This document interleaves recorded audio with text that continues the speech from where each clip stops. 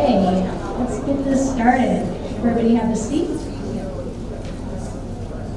Okay, we're starting right on time, 5:30. Welcome. Welcome to the Naples Conference Center. My name is PJ Smith. I am the 2024 president of the Naples Area Board of Realtors. The Naples Area Board of Realtors and the Naples Better Government Committee are excited to host tonight's Constitutional Candidate Forum. We're always very excited to have it here, so welcome. We would like to thank other members of the Collier Forum Coalition, namely the Collier Building Industry Association, better known as CBIA, the Greater Naples Chamber of Commerce, the Collier Citizens Council, the League of Women Voters of Collier County, and the Greater Naples Leadership for their support. I would also like to extend a big thank you to Debbie Zielinski, the 2024 chair of the Realtor Political Action Committee, and her committee members for making this event possible. They're the ones who set it up and get it organized. So thank you, Debbie. Hi, Debbie. Yeah. To help us kick off tonight's program, I'd like to invite our moderator, Dave Elias, Chief Political Correspondent for NBC ABC 7, to the stage. Please join me and give Dave a loud welcome, please.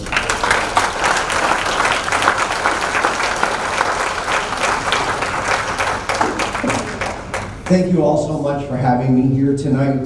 This is going to be a fun debate, I'm sure, and we are looking forward to it. Tonight, there are going to be actually 3 forums. First will be the Collier County Property Appraiser Forum, followed by the Collier County School Board and the Collier Supervisor of Election Forums. If you got one of these brochures on the way in, just to let you know, the School Board District 2 race will not be taking place tonight, that debate. The 2 candidates, unfortunately, were unable to be here. All 3 of these are going to follow the same format. Each candidate is going to be given a 2-minute opening statement. And the candidate will then get 1 minute to answer each of the moderator questions. At the end of each forum, we're going to have an opportunity and give a 1-minute closing statement. Now, in the event a candidate is called out by name or is personally attacked by another candidate, candidates will be granted a 30-second rebuttal per moderator discretion. Tonight's timekeeper will be Dennis Sanders. He will alert our candidates at the 30-second warning. He will be holding up a yellow sheet, as you see there, and then he will be holding up a red sheet, and of course that means... So, lastly, for members of the public, we will allow audience questions. However, you will have to write them down, and someone will be coming along to actually take your questions. I believe there are forms there on your seat. So you will see those. Please fill those out. If you have any questions that you would like to ask the candidate, I will then read those questions and we'll begin. Darren Aquino, a last minute write-in, I believe, candidate will not be here tonight. He will not be attending. With us, we will have Vicki Downs, Richard Lussey, Jim Molinar, and Julian Stokes Jr. And we'll just begin at this end of the table and work our way down with your 2-minute opening. Good evening, everyone.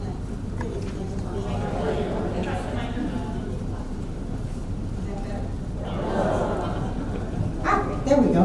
Is that better? Okay.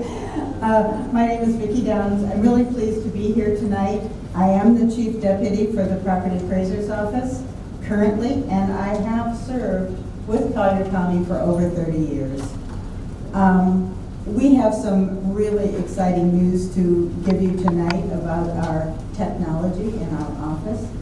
We are starting probably the first part of the week. Collier County Property Appraiser will have its own Facebook and its Instagram page. We are rolling those out this week. I am really excited about it. Our whole office is excited about it. We also have some new things that are coming out on our website. We have the public will be able to do public requests from the website. We will also be there to help you if you need it, but you'll also be able to go on the website and do public requests. I am originally from Michigan City, Indiana, and have been here in Naples since 1968. So it is a pleasure to be here this evening, and thank you all for having us.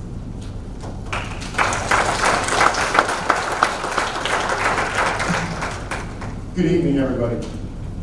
Who remembers when President Johnson dispatched 82,000 troops to Vietnam? Who remembers the Cuban Missile Crisis? Who remembers the Beatles' first album dropping, as the kids say today? Bob Marley. That was the year that the president supervisor election started working, property appraiser started working, talking to Tim. That was the year the president property appraiser started, 1962. So my name is Jim Olinar, and I want to thank you all for coming here today. I am running for property appraiser. I would like to be your next property appraiser. What I bring to you is a fresh set of eyes. I've been working in government more than 40 years. I understand the systems and the processes that are involved in that. I look forward to taking a look at things that have happened over the past 60 years. We no longer wear green visors. We no longer write on paper. We no longer use pencils. Now we use computers. I'd like to go in and make sure that everything is up to snuff, as they say. Make sure that the taxpayers are getting what they are entitled to. With my training and experience, I promise I will give you your money's worth. I'm a licensed attorney in the state of Florida. I've been an attorney more than 25 years. I'm an MBA from the great institution of the University of Florida. I'm a certified fraud examiner and a certified internal auditor. I understand how processes work. I'm good at building teams. I believe in corporate governance. I believe corporate governance starts with the tone at the top. The tone at the top is what we want to make. When I told people I was running for property appraiser, they said, what does the property appraiser do? This is your tax dollars at work. I want to make sure that I start an education campaign. I'm not going to wait years and years and years to increase our mobile app so you're able to stand out in the field and see what's going on. My goal is I put God first, my family back there second, and the community and the taxpayers third. I support the Constitution. I believe it's worth fighting for, and I will fight for you each and every day. Protect the taxpayers, residents, visitors, and all those old property in the town of Collier. I look forward to serving you for the long term. Please vote for me, Jim Olinar.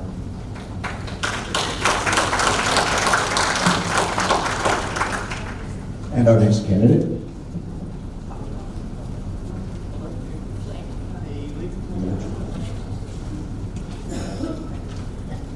I'd like to thank the League of Women Voters for this candidate forum and Ronald Reagan GOP club member for telling me about it. And of course, Mr. Ellis for the moderation.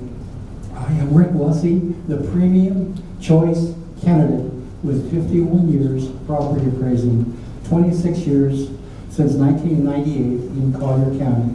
I'm commercial and extraordinary residential appraiser, worked 13 states, 15 Florida counties, a member of the Appraisal Institute, MAI, and senior residential appraiser, state certified residential appraiser RZ 1564, and real estate salesperson SL 531638 with coursework in the American Right-of-Way, farm managers, rural appraisers, certified investment managers, international assessment officers, and the American Right-of-Way.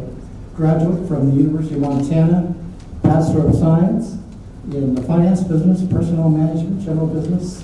Average 16 credit hours with 12 hours as a full course, full ride. Owned 2 homes and 3 living units at graduation with no student debt. My mission statement is to be no flare to fair. It's a quote from the Seattle Times from the appraisal firm of Charette, Briley, and Vance, who Keith appraised the Seattle skyline, including the Space Needle, where he did not reference the any square footage. So it's a unique, special purpose type of appraisal. There's issues of market value versus assessed value, portability, my job is to train overseas staff with no suitable training for which is no conflict at this time. This is essential to voters casting their votes. on or before August 20th for Rick. All right, next candidate. Hello, Collier County. My name is Julian Stokes Jr., and I'm the most qualified candidate for property appraiser. I'd like to clarify one thing first and ask all the property appraiser candidates to raise their hand if they currently hold a Florida State certified license. All right, raise your hand if you're a designated member of the Appraisal Institute. Point of order, is this a survey for the candidates? I was born and raised here in Naples and have been passionate about real estate since remembering the back roads around Coastal and Center Mall. Heck, Pine Ridge Road wasn't even developed past Airport Road at that point.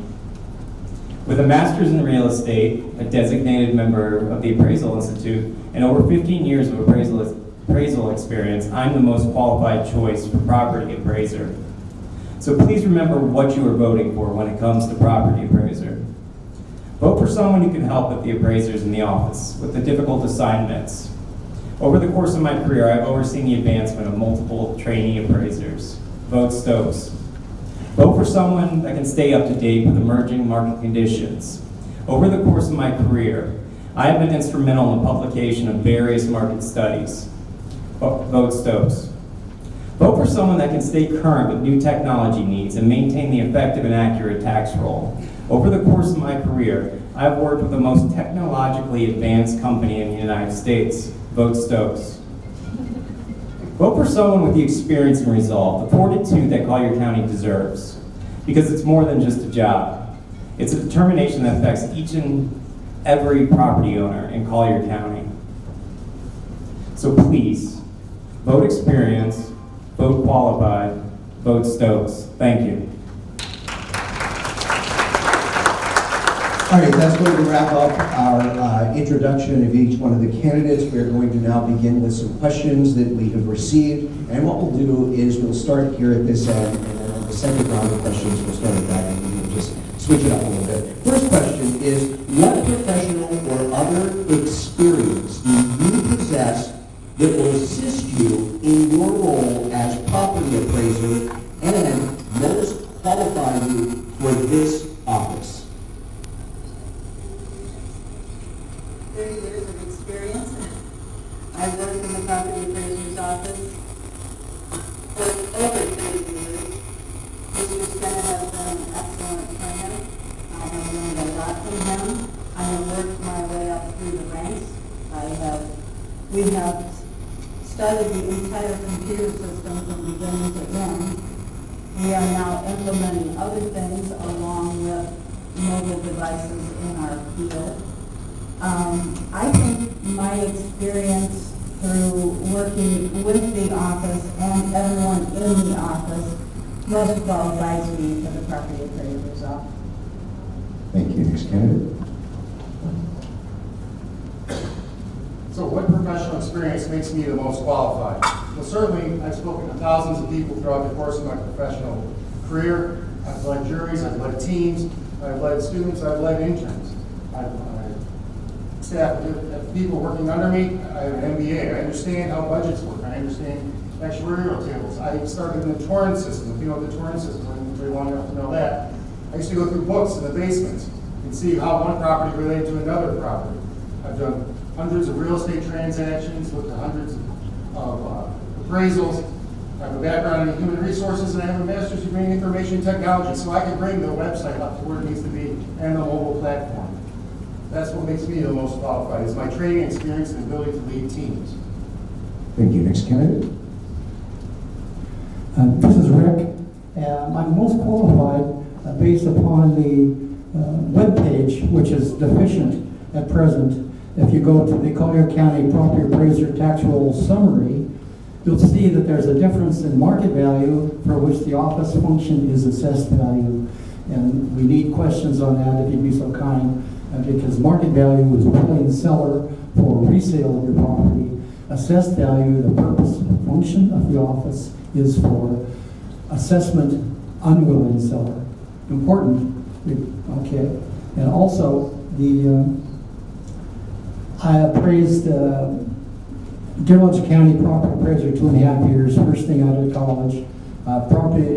shopping center sale appeals in Martin County Property Appraisal Office. And of course, all my varied field from the 51 years of appraising. So I'm most diversified and flexible, and certainly willing to listen and respect to the property owner. All right, that's fine. Mr. Stokes? Yes, with my educational and experience background, I'm able to take care of the supervisor role and make sure everybody in the office is well educated to respond to any question imaginable. I think the biggest issue that needs to be addressed is the access to public information. That should be the first issue accounted for. Taxpayers are paying incredible sums of money that goes towards the beautiful enjoyment of Collier County. That's obvious, but it also goes towards the collection and organization of taxpayers' property information. It's all a matter of public records. Having access to this is the most important thing, and making sure you have people to create databases to organize it is the second most important thing. Thank you. All right, we're going to move on to our second question now, and again, we'll work our way back up. What are your top 3 priorities if elected, and how would you address them? The website, database, and the systematic role of the mass appraisal system. To my knowledge, it's an outdated system that needs to be revamped. I believe it's only based on 6 or 7 outputs. Thank you.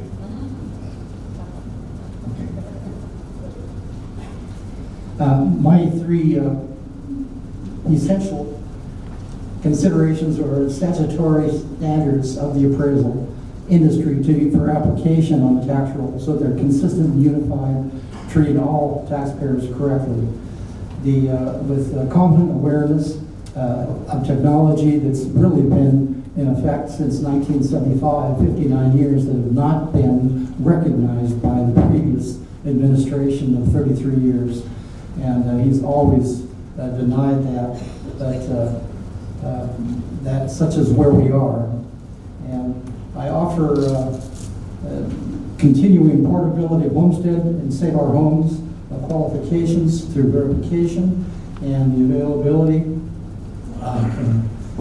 in-person training in the office and in the field training of classifiers, so that the tax roll is correctly reflective of the conditions existing.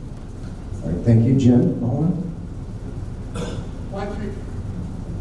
My 3 priorities, and they're all equally weighted. Neither one's more important than the other. But the first one is education. People want to know what the property appraiser does. Where does he go to work? What does he do? What am I paying for with my $11 million budget? Where's this money going? Am I getting my money's worth? Are you collecting what you're supposed to be collecting? Are you appraising what you're supposed to be appraising? Number 2 is to provide fair and accurate appraisals. That's the number 1 duty of a property appraiser, is fair and accurate appraisals, and then also to deal with the exemptions and not properly deal with the exemptions. Finally, is to reduce fraud, homestead fraud in particular, but to bring money back to the taxpayers. Bring it back. Let's get more money into our schools. Let's get more money to our share. By reducing and eliminating homestead fraud, we're going to cut out hundreds of thousands of dollars that people are entitled to. We'll get that back. Now, I'm not saying that everybody's doing anything wrong, but once in a while, people forget. Maybe they have 2 homesteads, one up north, one down south. That's the type of thing I'm talking about. So that concludes my answer. Okay, Vicki Downs. This thing ought to turn on automatically. First of all, our website is being updated every single day. We have updated every night. We are now, like I said in my opening statement, we are doing Facebook, we are doing Instagram. We are going to be putting things out to the people that they want to know, things that they want to see. We're going to be putting out information whenever something is supposed to be, whenever there's supposed to be like trim notices, homestead receipts, anything like that, it's going to go out to the public. We're also going to do the mobile with our appraisers. That's going out also. Our information goes out accurately to our constituents every single day. All right, and we're going to ask the next question here that we have, and that's, name at least one thing that could be implemented to improve the performance of the property appraiser's office, and what the Florida legislature could do to enable property appraisers to perform at a higher level. Good question. Well, the property appraiser's office, like I said, we are in the process of doing one of the things that I agree should have been done before, but we are doing it now by getting all the information out to the public, getting information to them that they can understand and that they know. As far as the Department of Revenue, I work so well with the Department of Revenue that we have a good understanding, we have a good communications. We deal very constantly all the time on any new legislature or anything that comes out. So I really don't know that they could do anything for us that would be better. We communicate all the time, and we are, like I say, getting information out to the public, getting information to the people, and that was the biggest thing that as deputy property appraiser I wanted to do. Jim?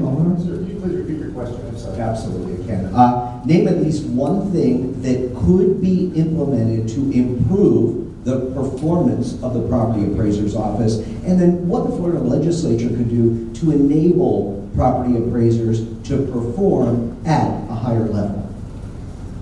Well, the first thing that we can do to make it better for us and for the property appraiser's office, I would implement a fraud hotline, make it clear, make it bold, make it on the front page, so you could talk to people, you could find out if you hear things on the street or you see your neighbors maybe hosting an Airbnb more than 30 nights a year. You could talk to the property appraiser and they could go out and investigate, they could look and see, is that a violation of the law? Is that a violation of homestead?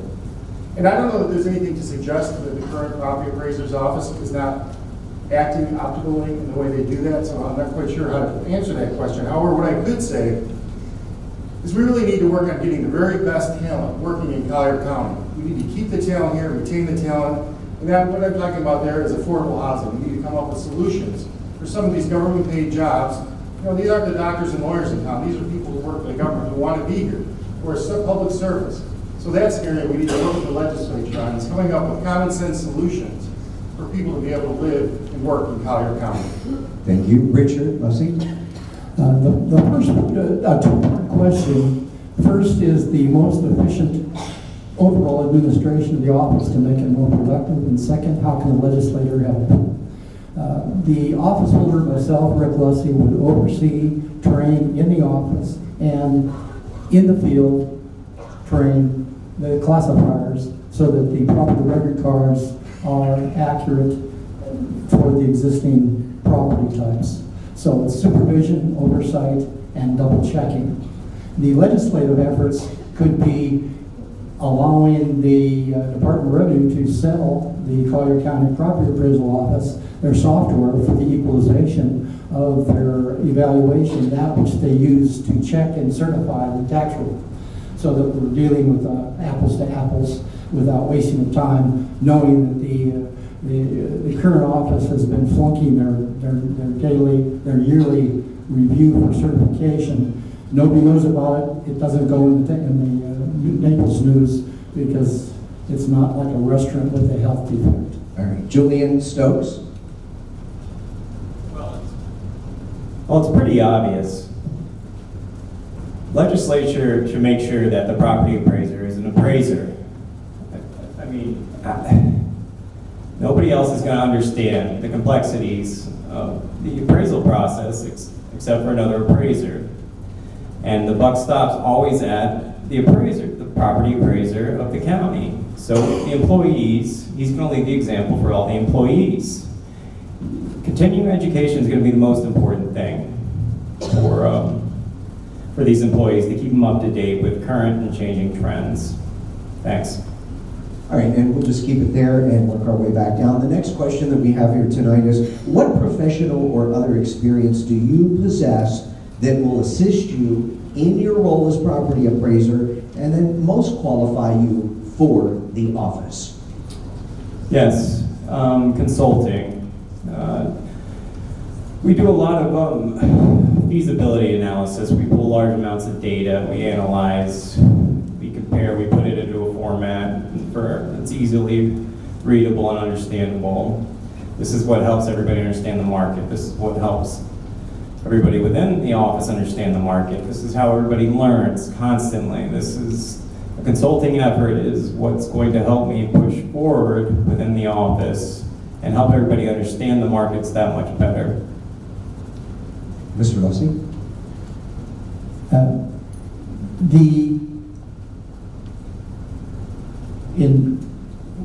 During 1973 to 76, the chairman of the Montana State Tax Appeal Board stated that I was the best county property appraiser in the state for the reason that I verified with the particular aggrieved and complaining property owners the problems. And so I basically made changes where it was appropriate, recommended new applications for classification of their land if it were an agricultural matter, and did that. And so as a consequence, I relieved the burden from the state tax appeal board, and I got that confirmation of acclamation. So that personal quality of mine is the ability and the willingness to work and confirm the details for the aggrieved and the complaining property owners, which is the purpose of the office. Jim Oliver? My professional experience that most qualifies me would certainly be my education, training, and experience. My education as an attorney, for example, reading trust documents, writing trust documents, many of the things that people want to have homesteaded or exempt or subject to a trust. Also the ability to lead people. As I mentioned earlier, as an MBA, I've learned how to lead people, how to build teams, how to understand the necessity of building relationships and the ability to work with others, to work with the county commission. For example, the budget is approved by the county commission. It's not simply put it on a piece of paper and then just approve it. You need to have conversations. You need to be able to sell yourself, sell the office, sell the needs, and sell the reason this is important for the taxpayers. Also, the ability to pick highly skilled people to build my team around me. Of course, you don't want the property appraiser to be out in the field appraising property. You want to be running the business. You want to be watching out, having look what's going on, building staff and giving them the resources and the education that they need to complete the job in a timely, reasonable, and fair manner. So that concludes my answer. Vicki Downs. Well, I think experience in 30 years of working with the property appraiser's office kind of makes me a little bit ahead of everybody because I've done every single solitary job in that office and have been a manager of that office, holding 3 directorships for a very long time, and now as chief deputy of the same office. My qualifications are experience. I've done everything in that office. I am not an appraiser, but we have excellent appraisers in our office. We stand by them. We give them the opportunity to go to classes. We give them the opportunity to do anything that's possible that they want to do. We make sure they do that. I think that being in that office for that many years qualifies me to be the next property appraiser. All right, I just want to take a moment now to remind anybody, if they do have any questions, feel free to just hold your hand up. They can come around and collect their questions, and we could certainly ask them. So a question that I have as a reporter here in Southwest Florida, during Hurricane Ian, we saw property appraiser's office extremely busy, reevaluating property values, people's lives torn apart. Do you believe that we should have anything in place, or having seen what Hurricane Ian did here, is there one thing you would like to see put in place or work on that could help people get through such a difficult time in their lives? God forbid the next storm come. Well, during this time, we worked with the Department of Revenue on a calamity basis because they were giving rebates to these people that had such traumatic devastation to their homes. We have a calamity-based system built into our computer system. We update our computer system annually because there are new laws and everything that comes out every single year, every single month sometimes, and we update our computer systems on it. But I think that it has taught us a lesson of how to work with the public better and how to get, now that we have the websites and the emails, we can get the information out to them better as to how to handle these devastations. Great. Jim? Yes, I absolutely agree. There is something that can be done in the case of a calamity. Right, there we go. I would implement a strike force. I looked at some of the legislation and things that have gone on and some of the some of the exemptions that were granted after Hurricane Ian. That's great, that's wonderful if you know about them. How would you know about them if your computer's underwater, your phone's drowned in the Gulf? I put together teams and teach them in advance, not during hurricane season, not right before the storm, how to go out, where to meet people, go to the fire stations, go to the police stations. Let these people come in immediately and know that they're entitled to file the paperwork for an exemption. Again, it goes to what I said earlier, community outreach, training, experience, education. Let people know how the property appraiser can make their lives better each and every day. So that concludes my answer. Okay, Richard Lussing. The Collier County Property Appraisal Office is a public service. We are public servants. Oftentimes, and of course, the past 7 years, it's been adversarial and not of public service, because when you're adversarial, you're not serving anyone but yourself. And part of this is reflected in the www.collierappraiser.com. That's since 1975. That's old. That's a business. We're a public service. So we should be www.collierappraiser.org because it's a government non-for-profit. So this again is the essence of service. Julian Stokes. It all goes back to the availability of public information. It all starts with the website. Everybody should be aware of it, whether it's videos of new services offered or just whatever is available to the public. It should be well known to everybody. Thanks. All right, let's get to some taxpayer questions now, and these are from the folks that are sitting here in the audience tonight. One person would like to know, a General Disclosure Act, is there anything in your past that might embarrass the reputation of Collier County, whether that be fraud, embezzlement, or any other issues, perhaps civil or criminal? Absolutely not. No. No, not at all. It's kind of a crazy question. Who would admit to it if they did, right? No. All right, that was a short and sweet answer, and I think the media perhaps might find out if there were something there. Let's go on to the next question. Given the rapid change in technology, especially information technology, why has it taken so many years and a change in leadership at the Property Appraiser's Office to realize that we need to improve this area for our citizens? We'll start down there. I originally started this whole process because of the website. The website hasn't been changed in a decade, probably 2 decades. And I had planned to actually run against Abe Skinner, but that obviously didn't work out. So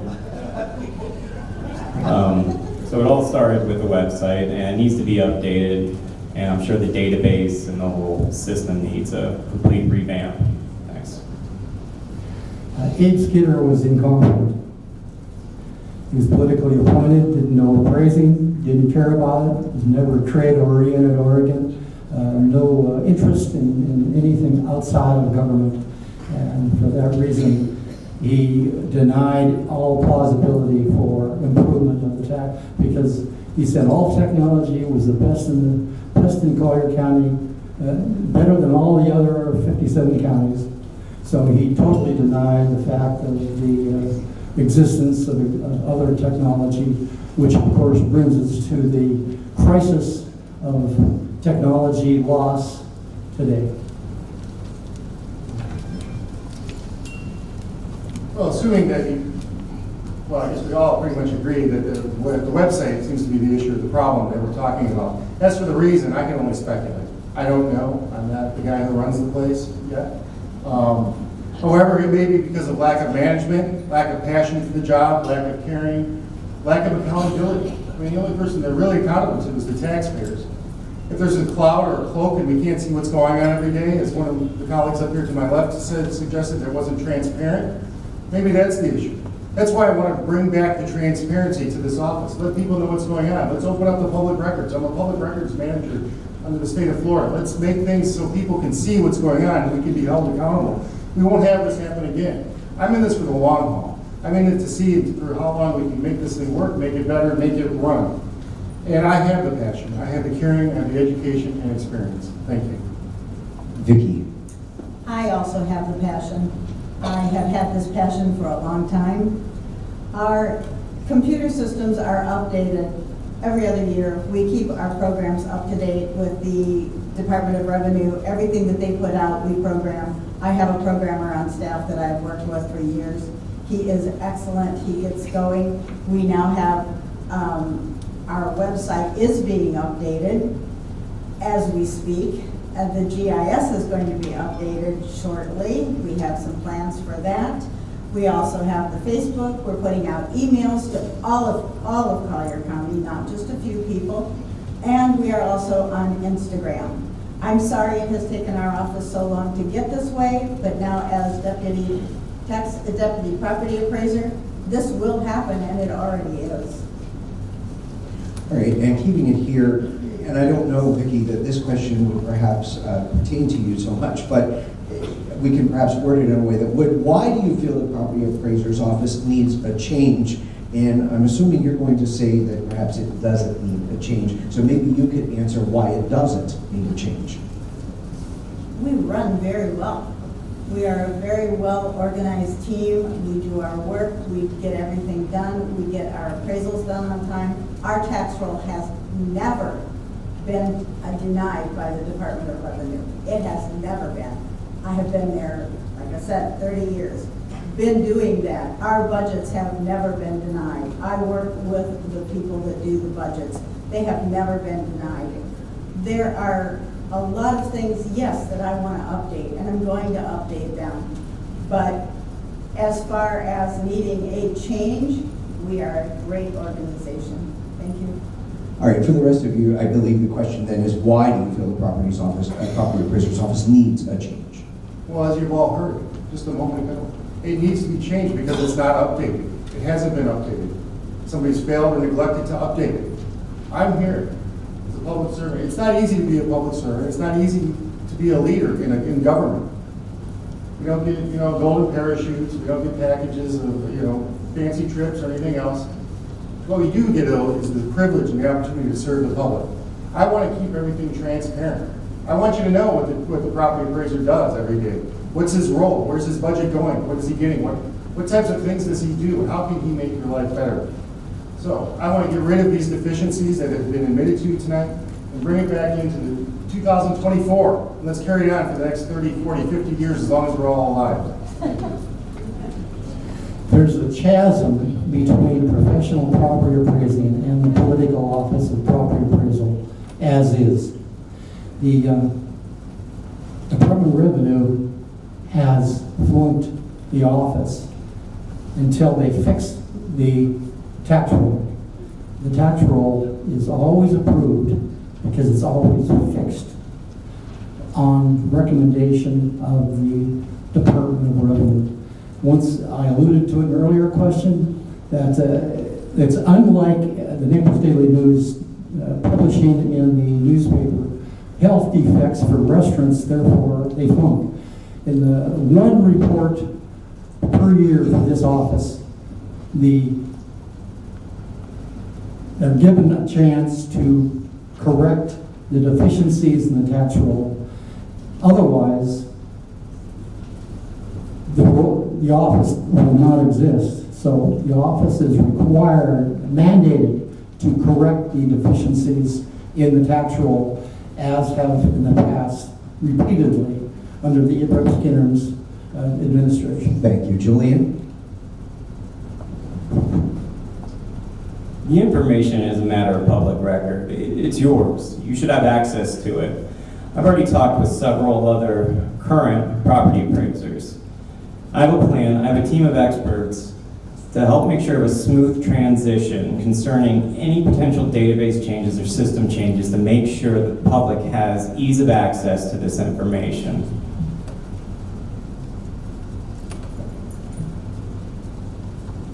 Okay, we're going to go ahead now. Believe it or not, it's been nearly an hour, and by the time we give you your 1 minute closing, we will be there already. So if you want to start. Thank you. I'm Vicki Downs. I am the Chief Deputy for the Property Appraiser's Office. We are bringing our systems up to date. We are doing everything possible. We're putting out emails. We're going to have Facebook. We already have it. It's already in place. You'll start seeing it probably Monday morning. We're going to keep up doing all of the things that we're doing. Our office does them well. I, myself, am going to be the best property appraiser that you probably could ever have, because I have the passion, I have the belief, and I have the experience. Please vote for me for property appraiser.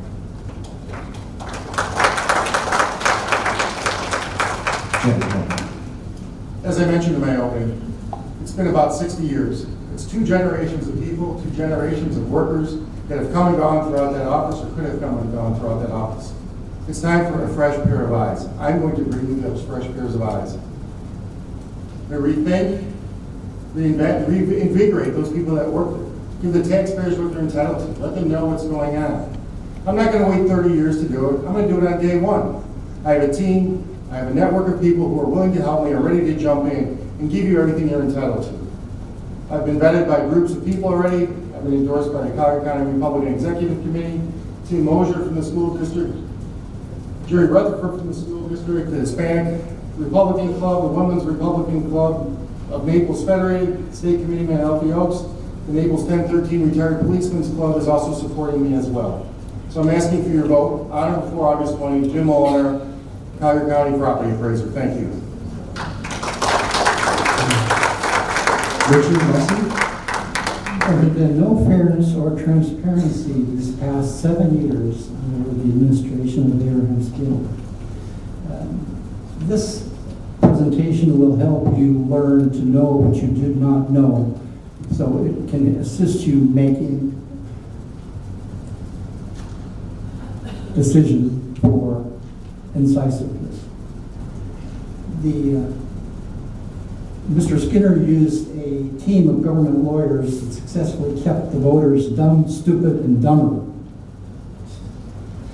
He suppressed information on the his deferred maintenance and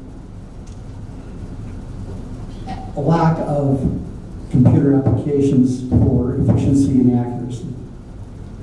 So it's time for a change. Status quo is not good for this office. Thank you. Vote for Rick. 51 years of praising. Julian Stokes? Collier County is in trouble, folks. We have unqualified individuals trying to fool everyone. We have political groups playing political games, trying to manipulate the vote. So please understand who you're voting for this August. Vote appraiser for property appraiser. I can't stress this enough. Collier County deserves an appraiser for property appraiser. My name is Julian Stokes Jr., and I'm the most qualified candidate for property appraiser. With a master's in real estate, a designated member of the Appraisal Institute, and over 15 years of appraisal experience, I'm the most qualified choice for property appraiser. In fact, the most qualified out of this group. So again, please remember what and who you are voting for when it comes to property appraiser. Because it's really more than just a job, and it does affect each and every property owner of Collier County. So please, vote for me, Julian Stokes Jr. for property appraiser, August 20th. Vote experience, vote qualified, vote Stokes. Thank you. All right. All right, ladies and gentlemen, that is going to conclude this debate. You have some tough choices to make, but you do have choices, and that's the most important thing. A round of applause for all of our candidates tonight.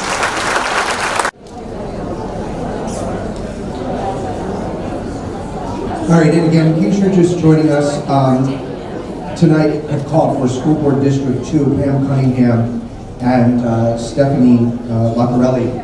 Those two candidates, as I understand, are unable to be here tonight. So we will now talk with the District 4 School Board candidates. That's Eric Carter to my immediate left and his opponent, Tom Henning. We're going to begin, again, the same rules apply as did the last debate. Each candidate will get an opening 2-minute statement, and we will begin first with Eric Carter. Thank you all for being here today, and I appreciate all the folks that hosted this and NABOR for hosting the venue. More importantly, I want to thank my wife of 27 years this year in the back, and my son who will be going on to Officers Boot Camp in Fort Knox in July, so I want to thank him for being here as well. So, thank you. He graduated from Naples High School, served JROTC for actually 5 years because he started volunteering for him in 8th grade, so this is the path he's always wanted to do. So I'm the incumbent for Collier County Public Schools, and I appreciate everybody being here. As you well know, that we paid cash for Augur Rogers High School for $96 million. We're also on track to be debt-free by 2026 and pay cash for our 2 new elementary schools coming out of the ground. This will save you, the taxpayers, approximately $120 million in interest. So talk about being fiscal responsibly. So in addition to doing that, we just gave the teachers an unprecedented pay increase of 12.5% while maintaining the 4th lowest millage rate in the state of Florida for school districts.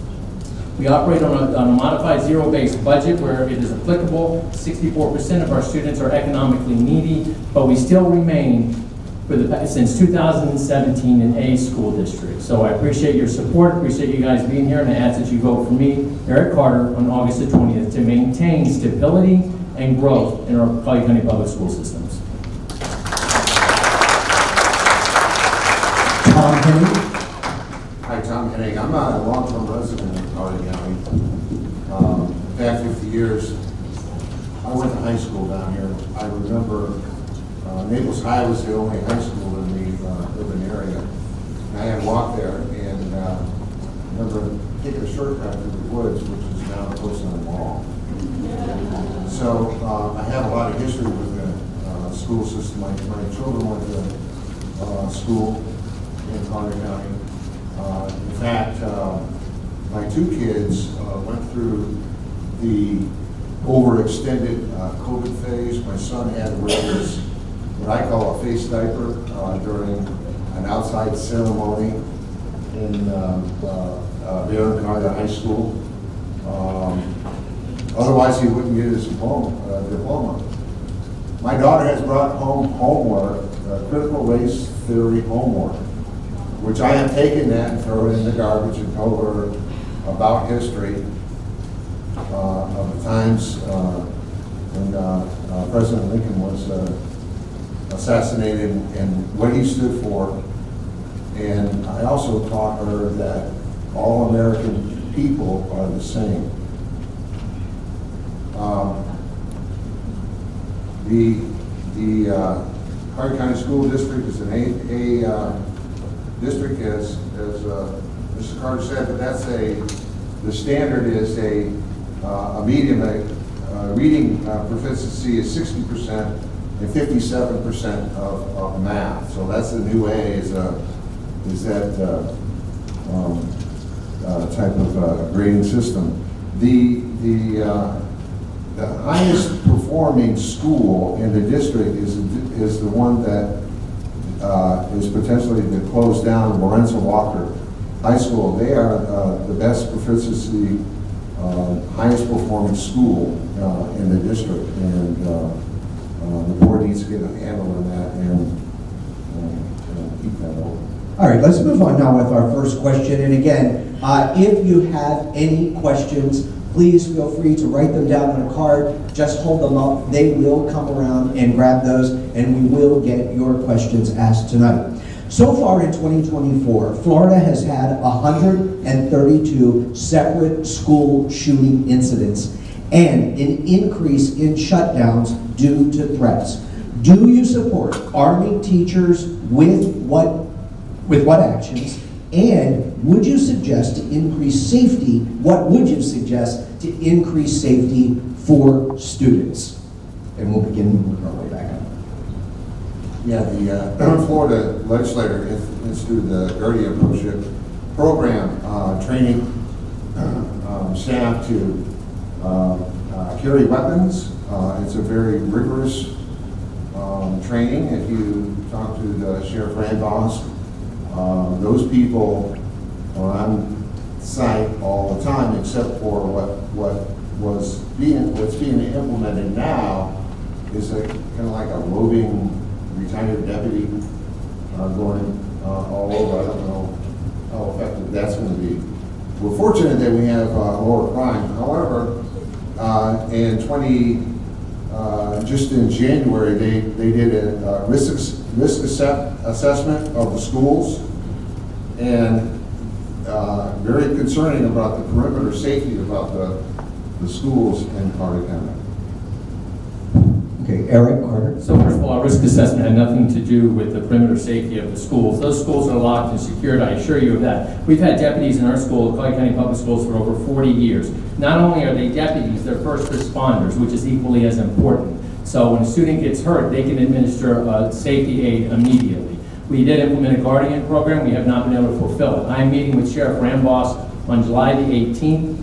This county has certainly changed. We need to move forward with some type of implementation. I like the idea of what Senator Pasadomo has passed with having dogs that are bomb sniffing type of dogs or ammo type of sniffing dogs. They've implemented that in a few counties where we can have some businesses come in like Arthrax and perhaps donate the money for the animal, and that would help as well. That maybe we can connect those with some type of guardian. But I think what we should do is we just implemented a citizen audit committee. I would like to implement a citizen guardian committee so we can get more input from the citizens of Collier County and how they feel our schools and their safety and what we should do moving forward. In addition with working with Sheriff Randboss. Thank you.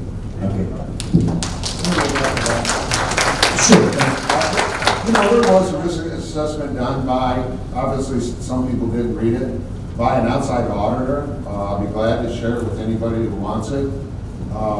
They hit on several areas, and one of them I'm going to talk about the budgeting. But there is a grave concern. In fact, they went into closed session to talk about it. So, we need to address the safety of the school.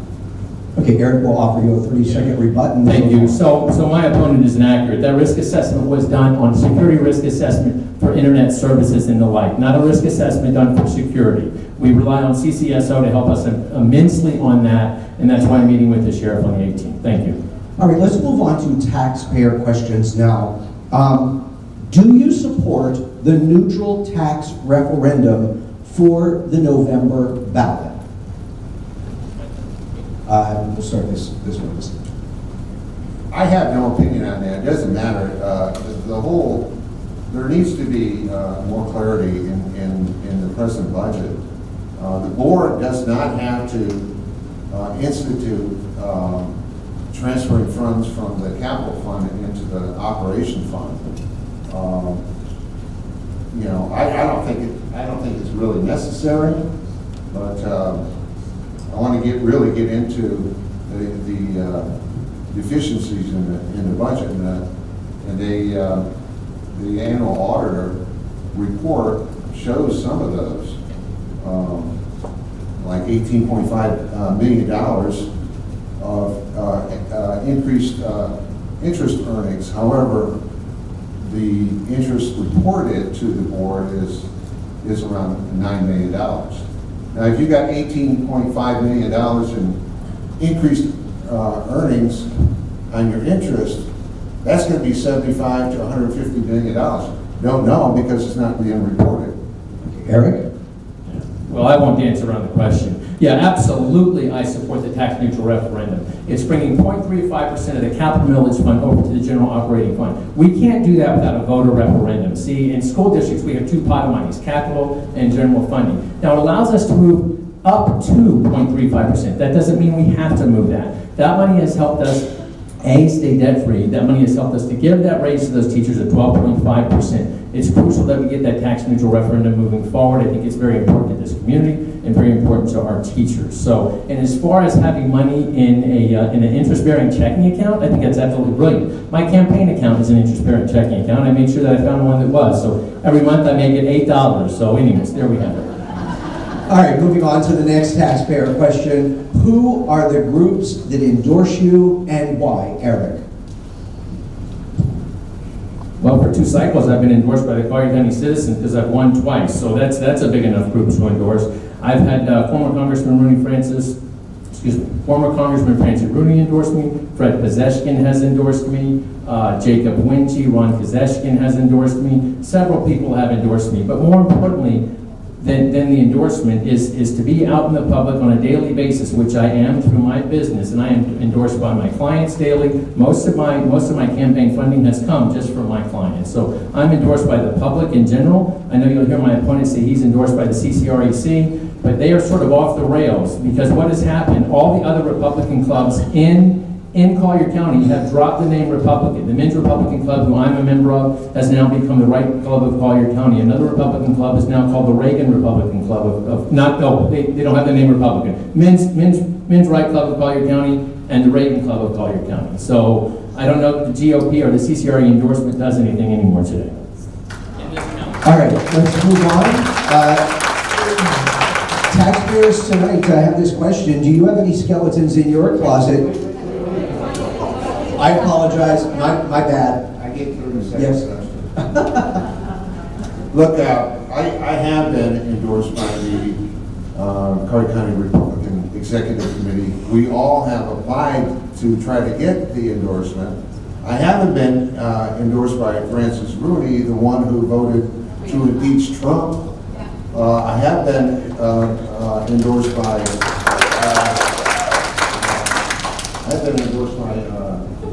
Effie Oaks. There's several supporters out there, the Republican Club, and the list goes on. But I'm happy to run without any endorsement because I think I'm the best candidate for Collier County School Board. All right, now we will move on. And again, I apologize for that. Do you have any skeletons in your closet that will come to light or perhaps embarrass the community? We'll go this way. I have a listening ear. Actually, my daughter tells everybody about it. She kind of thinks it's kind of funny, but that's about the only thing I know. I know there are other things floating out there by the far left that are not true, and I'll be happy to defend that any day. Eric. No, my life's pretty boring. All I do is work and do school board. All right, let's move on. The question is this: is the primary task of the school system to educate our children so that they can be productive, competitive members of society, or is it the emphasis of the school system?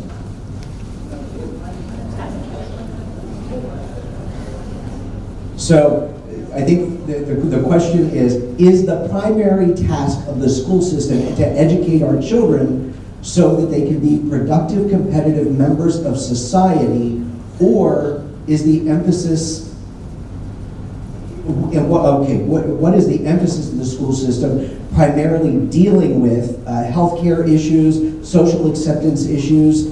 This person says many times it appears as though the school system is more concerned with the latter than the former, if that makes sense. Can I go first? Yes. Okay. Well, that's a lot of questions. So yes to the first. And to the other, we are not in the business of doing healthcare. That's why when people were saying, are we going to do a vaccine mandate? Absolutely not. That's not our position to do things like that. That's the state. That's the governor's position to do things like that. So no, we're not in the position to do that. Any type of service that may be provided has to have parental consent, and that's the most important thing, is to make sure the parents are consenting to any type of care that the children are getting. We don't provide that type of care. We may have nurses on staff, and at times we have, as I said, CCSO can be first responders if a child is injured, but I think that's a little bit different than what they're asking, so no. Tom? Thank you. It is the number one priority, it should be, to educate our children to the highest level possible. In fact, that's why the students at Lorenzo Walker is doing so well, is because they have a career path that they see that they're going to go on, and those kids are just bang up. I mean, they're having A's and B's, and you need to talk to the principal down there and find out. Now, this is the school that they're going to close, okay? They ought to keep that open. They ought to look at that as a model. And I can tell you what I'm going to do when I'm elected is try to find more revenue, which is hidden in the budget. Hopefully we'll get to it, to put in the classroom. A lot of kids are coming from, or English is a second language. They need more help at the school level, and hopefully we can provide that to pick everybody up. Okay. Sure, let's do it for this. No, he didn't. That's true. Okay. Believe me, I'm all for lively debates. The next question we have is, can you explain your opinion on the difference between critical race theory and teaching diversity in schools? And we're starting with Eric this time.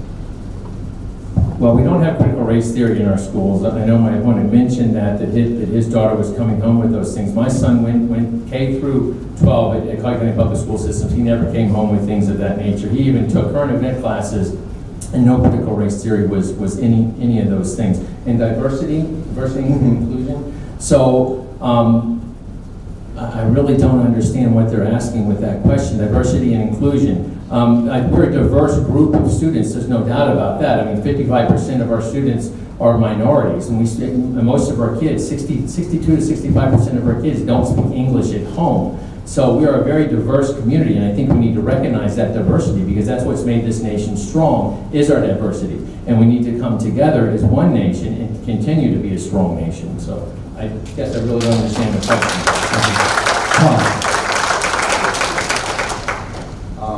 My daughter did come home with critical race theory questions. Yes, she did, ma'am. And neither one, look, the emphasis needs to be on reading, writing, and arithmetic, doesn't it? So these kids can, like they're doing at Lorenzo Walker, that they want to close down. And that's where the emphasis is. It's not social things. The kids are going to pick up social, being recess hour and so on and so forth. Let's teach our kids we are all Americans. We have the same opportunity, and let's make America great again. Let me just expand upon that. As a reporter in this market for 13 years, the majority of us in this room are 58 and older, and I think we all can agree times have changed. Things have changed. Teachers are dealing with things now in the classroom that they didn't deal with during our generation. So it's very difficult for teachers, when there are certain things they can't talk about or perhaps address. But many of the young people that I have talked to feel as in the LGBTQ community feel as though they're underrepresented. Is there anything that the board can do, and this is kind of playing off of that question, or do you think that the school district is doing enough for that inclusion? We'll start down this way, please. Tom. Sexual preference doesn't belong to schools, do it? Okay. Eric? Well, I think every group has a constitutional right to assemble, and I would not take away anybody's constitutional right to assemble, even if I don't agree with that assembly. So, because if I take somebody's right away today, somebody may take my right away tomorrow. But I think we have to be careful that we don't cross lines.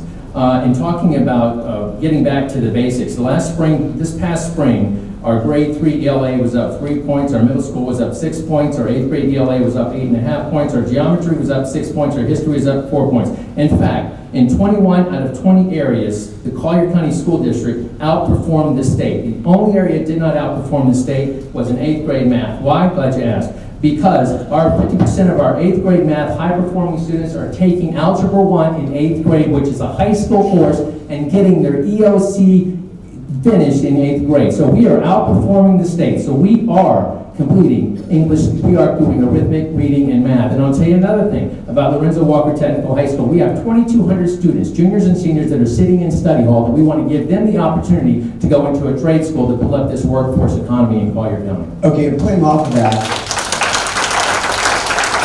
one of our taxpayers in the room is asking, please clarify what is happening with Lorenzo Walker High School and the reckoning behind that. Nothing right now. It is a conversation that we have started. Lorenzo Walker Technical High School was first designed to get more kids into the skilled workforce, or technical college. Let it be very clear, we are not closing down the technical college. The Lorenzo Walker Technical High School is 2 buildings. It's a 2-story building. We have tried several times to try to buy properties. We tried to buy the Old Hodges building twice. We've tried to buy the Naples News building once. We've been unsuccessful. We need to expand that campus. It is workforce that we need in this community. I've talked to Senator Pasadomo. I'm going to get with her and see if there's any state funding that we could use to expand the Lorenzo Walker Technical College while at the same time maintaining the high school. There are concerns about that. We've asked for data, and there will be a presentation on July 31st school board meeting. I would ask my opponent to be there because I don't ever see him at the board meetings, in fact. So, Tom, your thoughts and concerns? Yeah, I'm not getting paid, Eric, to sit at your board rooms to give you guidance, okay? The school superintendent issued a press release that she is going to Lorenzo Walker High School. The last freshman class is going to be this coming year, and then they're going to close it and turn it into a college. The decision has already been made. However, my opponent, when they had a discussion, stayed silent. Now, the board funded that high school, they created that high school, and they're allowing the superintendent to close it down, no vote. The chairman asked for information on an upcoming board meeting. The board has to vote to do that, okay? They don't, if they would read the Florida statutes to find out what his duties are, there would have been a response as, you can't close that down without the board's approval. Okay. Yeah, sure, absolutely. So the thing of it is, how would he know if it's set silent because he doesn't watch meetings because he's not paid to do that? So, but the thing of it is, I did not stay silent. I spoke up. In fact, Chairperson Kelly Mason said that since 3 board members, it was myself, Lucarelli, and Mason, wanted more data. I think Mr. Mosier asked for data as well. I said that since we wanted more data, that we should have a presentation. We asked for a presentation. Now, I've consulted with the school board attorney, which I sent an email, and you can check my public records to find out if the superintendent has that authority, or if that is usurping our authority as a school board. So we are going to make sure we're doing the right thing by the voters, by the workforce in Collier County, and more importantly, by the students.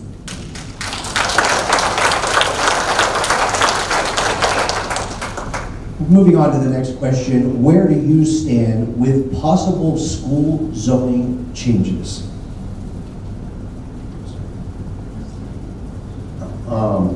First of all, we need to take a look at the data. I know that Ms. Lucarelli tried to get the rezoning done, and nobody it failed. What I would like to see, a lot of growth is happening in Golden Gate Estates.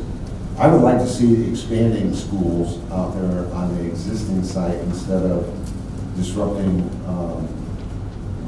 families to split their kids, want to go to one school, one go to the other one, is let's see if we can expand the existing site before we move on.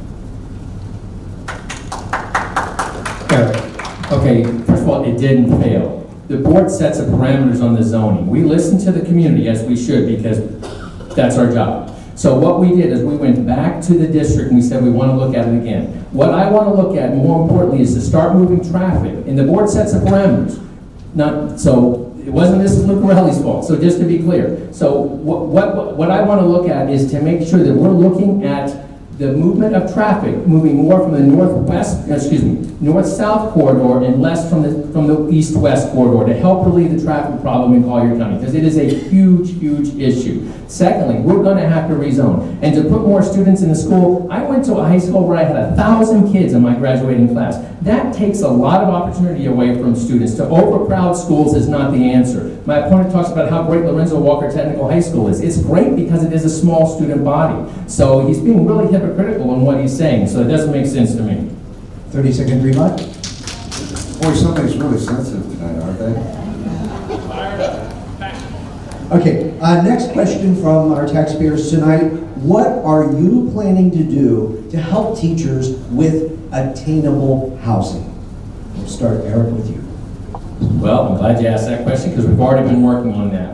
This previous board, we asked for a request for information from builders. Now we're asking for an RFQ, which is request for qualifications. We only had one person respond, so we're going to try to put that back out there. At least I hope we will with the new board. What it will be, we have 35 acres out by Manatee Middle, and we will do a land lease for 75 to 99 years where the outfit will build all the property on there. They'll get 50% of that property to put at fair market value. We will get it to AMI for our teachers. In 75 to 99 years, that property still maintains ownership by the taxpayers.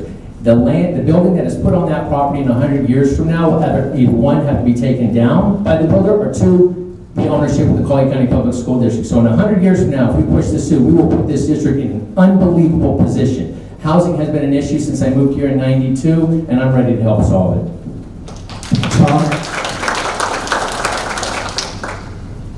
Thank you. From my understanding, what is being proposed is build housing for many sectors of the community, not just teachers. However, I believe in if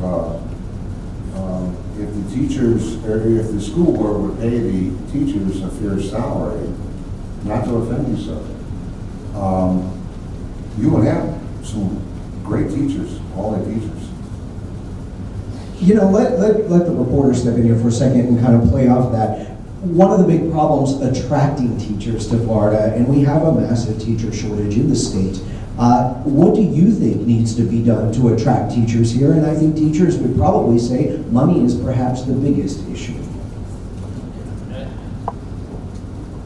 Absolutely, we need to pay teachers more. That's why we gave a 12.5% pay increase, 13.1 when you include benefits. We're the only few county, there are very few counties in the state of Florida that actually give free health care to our teachers, and that's what we do. And we do that for several reasons. We give it to all our employees. Number one is it helps us fill bus driver positions. So, but housing is an issue in Collier County. It always has been. You know, it's hard to equal the pay to equal what somebody needs for housing. So that 35 acres is to the ownership of Collier County Public Schools through the taxpayers. And so that's why we want to make sure that we're building housing for our teachers, retaining 50% and keeping some of that 10% for our first responders who are our partners in our Collier County Public School system. Tom, your thoughts? Let me share some budget issues because it really all boils down to money. They budgeted $18.2 million for the maintenance staff of 17. Okay, they have in a fund marked in general. This fund balance is a fiscal amount not to intend to be expended, not to be used. $377 million is in that fund. Okay, I don't think government is there to hold on to taxpayers' money without a purpose, and that's what they're doing now. The bottom line is they need to pay teachers. Go into colleges. Tell them what a great community that we have. what our salaries are, tell them what is available on the private sector as far as housing goes. All right, next taxpayer question, and short and sweet. Guardian program, yes or no, with no guardrails? That's, Yeah, Tom, I'm sorry. Yeah, I mean, it's already set by, for the legislation what the Guardian program is. They don't have a Guardian program, they're implementing one. It's, like I said, a roving retired deputy, law enforcement. The true Guardian program is one that, from what I understand, works. If you can get participants in the employees. Eric? so we are up to statute. We are up to statute. We are not breaking any statute laws because we have Pike County Sheriff's Office as our deputies for the past 40 years. So that's not an issue. Can we add additional security? Yeah, I think we should look into it. We did pass a resolution to start hiring people. That has not been successful, so we need to look at it again. And that's why, again, I'm meeting with the sheriff on, I believe it's July the 18th, to talk to him more in depth about that. I think the idea of the dogs coming in may be a good idea. I think maybe making a citizens committee, having the sheriff help with that, may be an idea as well. But the county's changed. I mean, we just had a young man at Coastal Center Mall come in there with an AK-47 that was loaded. What was he, 16 years old? So, and that's close to Naples High School. So we've got to look in making sure the campuses are secured, but the state provides a lot of guidance for that. The new elementary school, Bear Creek Elementary, was facing the road. The new law says it cannot face the road for a new school. So we had to have the architect turn the whole school around so now it doesn't face the road. It's all part of the new security measures. All right, moving on here. I'm going to make this question, just change this a little. We asked this of our last panelist. What groups are you endorsed by?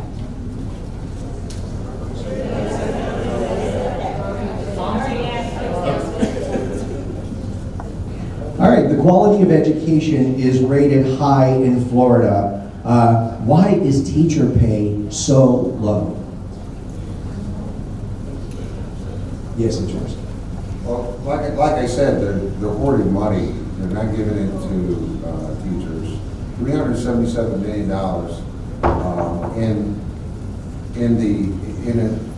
in a savings account not to be expended. Besides the fact they are giving out no big contracts to contractors to do work, so you don't know if you're getting the best value. They call them guaranteed maximum prices. It's not according to Florida law. And I think they just ought to put some more money in the classrooms, period. Eric? So the state requires that we have a 3% reserve, and that money can only be delegated out by the school board. We actually have a 5% reserve because we're in Hurricane Alley, and I think that's very important. I really don't know what my opponent's talking about with the $377 million. I do know there's carryover money. I do know there is double accounting. I'll look at it in a second. So that may be exactly what he's talking about. So, but I'm not positive. So the other thing is too that we have to realize is that what was the question again? So the question specifically was, the quality of education is rated high in Florida. Why is teacher pay so low? Well, teacher pay is low. What we have to also realize is that we don't have a state income tax, which is a good thing, but also sometimes it can be a bad thing because that leaves the state with less money to divvy up. We are a donor state in the fact that we give more money in sales tax to the state than we get back for our school district. 82% of our school funding is done here local through the millage rate on your property taxes. So we're working what we can do to get more money to the teachers, but the benefits we offer far outweigh a lot of what they can do in Lee County and our neighboring counties. Okay, moving on to the next question. Collier County schools are consistently A-rated schools. Do you support the superintendent and the job she is doing? Absolutely, I support her. Now, a lot of people are talking about how our math score, I would have put her in office otherwise. A lot of people are talking about our math scores. For example, I think my opponent mentioned that our math scores were low. Lafayette County, who's the #1 county in the state of Florida, they have 1,000 students. We have more migrant students, 3 times more migrant students than they have students. Their math scores for this past year were 67. Ours were 68. So when you start talking about that, we are an A-rated school. We have been since I've been in office, since 2017, and our graduation rate continues to go up at 91.5%.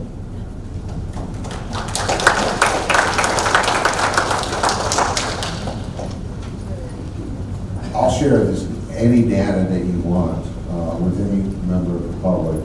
A lot of it is coming from the school board website to where the audits are not completely reported to the board. They get an edited version. There's no management letter in the audited, which government auditing, that's a must. The superintendent is signing the audits and sending it up to Florida Department of Education. I hope to work with Dr. Riccadelli when I'm elected and make the best school that we can, best school district, I should say. But all these documents are available. Anybody that wants them, I'll be happy to share them.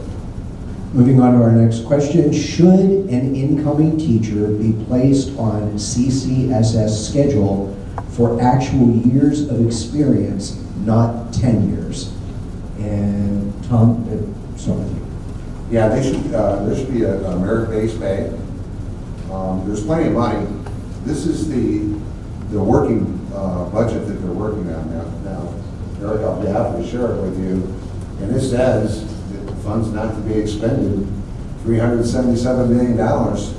You know, we have enough to do some great merit pay and keep teachers here and recruit new teachers. Okay, moving on to our next question. You're right, I didn't. I'm sorry.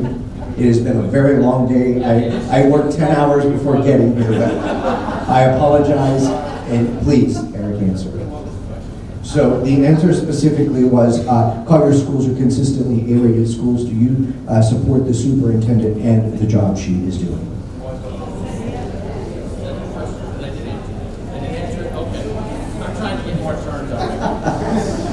All right, we got to see if everybody's paying attention here. So we are moving on to the next question, and that is, if elected, do you plan to fire the superintendent? And perhaps we could be, would you, if you, I guess, what are your thoughts on the superintendent? Would you vote to fire? That's what the question is. Yes, now it's your turn.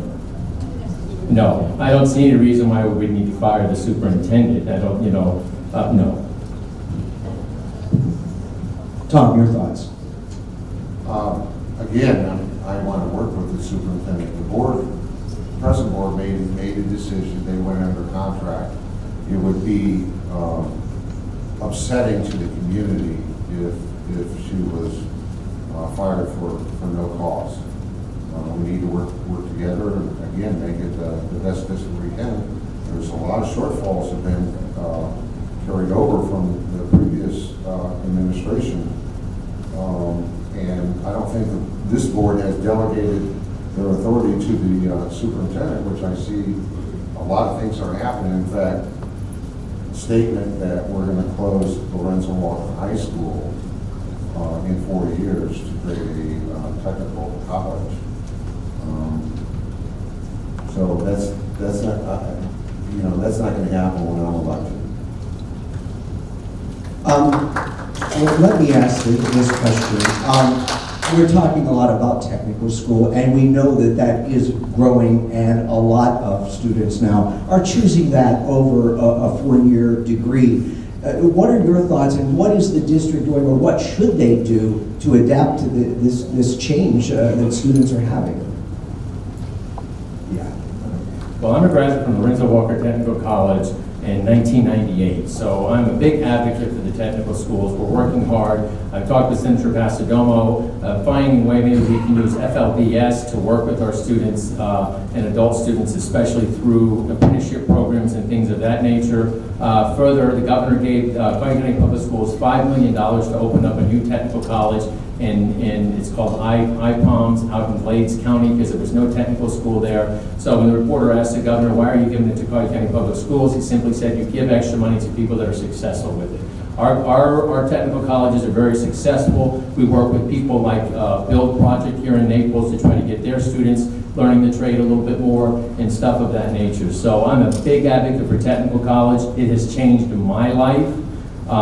So I think they're vitally important. This workforce needs a technical college. If we can get more of our students into the trades, it will solve also not only the workforce economy, but it will increase the economy in Collier County, and it will solve the housing issue for those, because hopefully they can stay with their parents Okay. until they get money. Tom? The voters passed a 1 cent sales tax. The county commission bought the old golf course in Collier. Actually, the former principal was in negotiations with the county to acquire the building or utilize it for a technical school, and the county staff was all in favor of that. Being a former county commissioner and your new school board member for District 4, I'm going to carry that on to see if we can open that up in Golden Gate City for those citizens in Golden Gate City. Moving on to our next question. Again, why, this is a question from the audience, why is the superintendent paid the third highest salary in the state when we are number 16 in the state?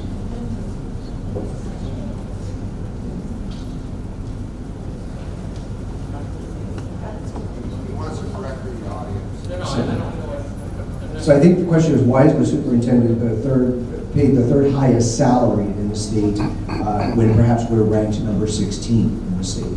Well, we're not ranked number 16 in the state, so that's why I don't understand what the ranking is. But anyways, so when we negotiated that contract, there are no pay raises in that contract for the superintendent. So you know, it's a tough job. He's a CEO of a major corporation with a substantial budget with 50,000 students and 64 buildings. It's a tough job.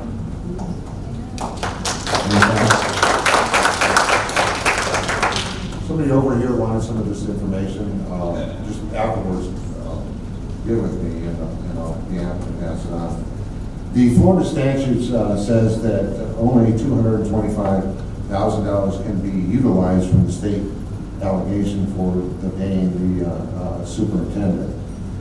Now, it wasn't unanimous by the school board for that type of pay. I think it's kind of difficult to say, well, new boards come in, we're gonna give you a salary decrease. The contract is what the contract is not due until 2026, so we're stuck with it. Moving on to the next question. What do you think the biggest issue is facing the district here in Collier County, and how would you personally solve that, Eric?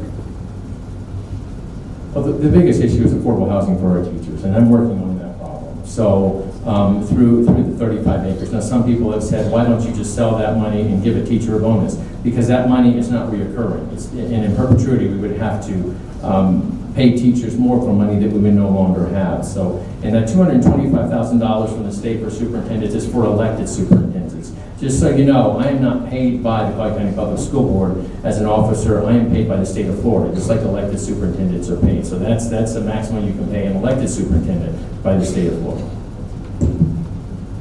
Tom. The biggest issue that I see is transparency, not only within the budget, but the audits are scrubbed before it gets to the school board. Like I said, they got budgeted over $18 million for maintenance staff. That is 16.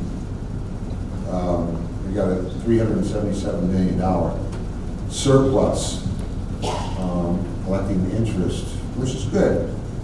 I would imagine they make total interest of $75 to $150 million. That's great. That's what the investment should. But how do we utilize it? Let's pay the teachers.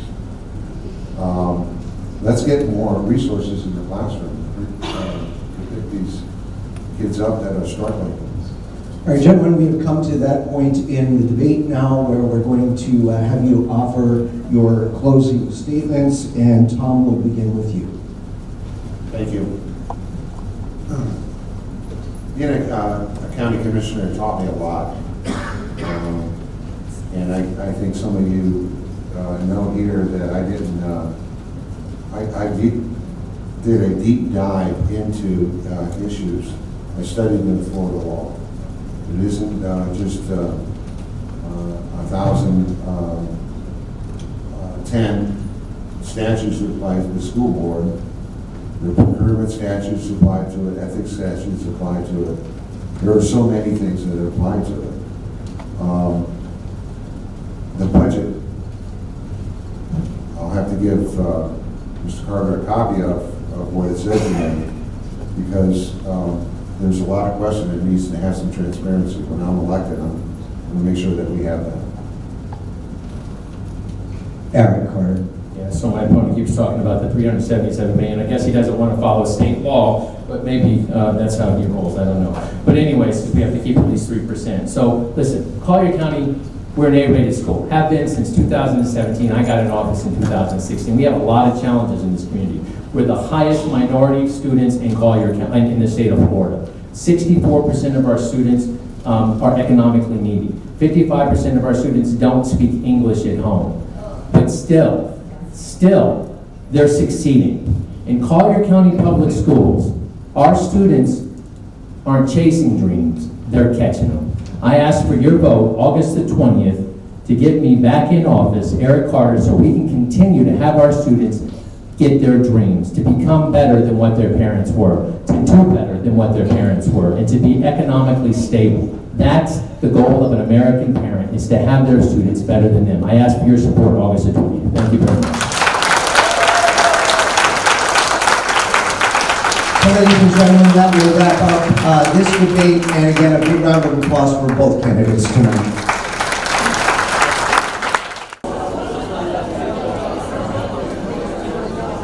All right, ladies and gentlemen, we're going to go ahead and begin. We want to say that so far we have done a great job here tonight. Everybody has been so great and respectful, and we certainly hope that that continues here tonight. With our supervisor of election candidates, again, the same rules are going to apply that have applied at the previous debates, and that's going to be each candidate will get a 2-minute introduction to introduce themselves. And then we'll begin with questions, and we do have plenty of them to get to. And then each of you will be given a 1-minute response. If you feel as though your name has been used in any way that you want to rebut, you'll have a 30-second rebuttal. And then at the end, we will give you a 1-minute wrap. So let's get started, and we will do ladies first. And if Melissa Blazier could go and begin introducing yourself. All right. Thank you, Dave. Thank you to all of you for staying. I was a little worried that because we were last on the agenda tonight that everybody might go home and go to sleep. So we appreciate you all being here. So my name is Melissa Blazier. I am your Collier County Supervisor of Elections, obviously running to retain my position. A little bit of background information, just in case you don't know about me. I have been in Collier County for over 45 years, moved here just before my 2nd birthday. So I've been in this community for a long time. I've also been in the Supervisor of Elections office for a long time. So I started in the office in February of 2006, and I've served in various roles in the office. 2013, served as the Chief Deputy Supervisor for 10 years up until my appointment to Supervisor by Governor DeSantis in May of last year. So I am well versed in what happens in the role of the Supervisor of Elections office. I have conducted over 45 now, countywide and municipal elections. I've conducted over 35 legally required post-election manual audits in my time in the office. Participated in the largest recounts that Collier County has ever seen. That was in 2018. We had 4 countywide recounts, 3 statewide, and 1 countywide recount that we conducted simultaneously. And I'm sure you all remember the City of Naples recount that we held just a few months ago. So been in the office a long time. We hold and conduct excellent elections in Collier County, excellent elections that I have been a part of for that many years. And I'm hoping to continue my role in the office.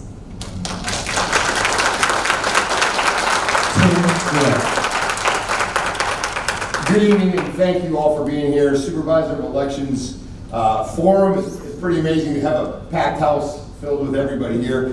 I'd like to thank my wife. She's over here. She's put up with me for about a year on this campaign trail. And also, where's my A-team? Can I get my A-team here? All right. They're very excited about having a lot of support.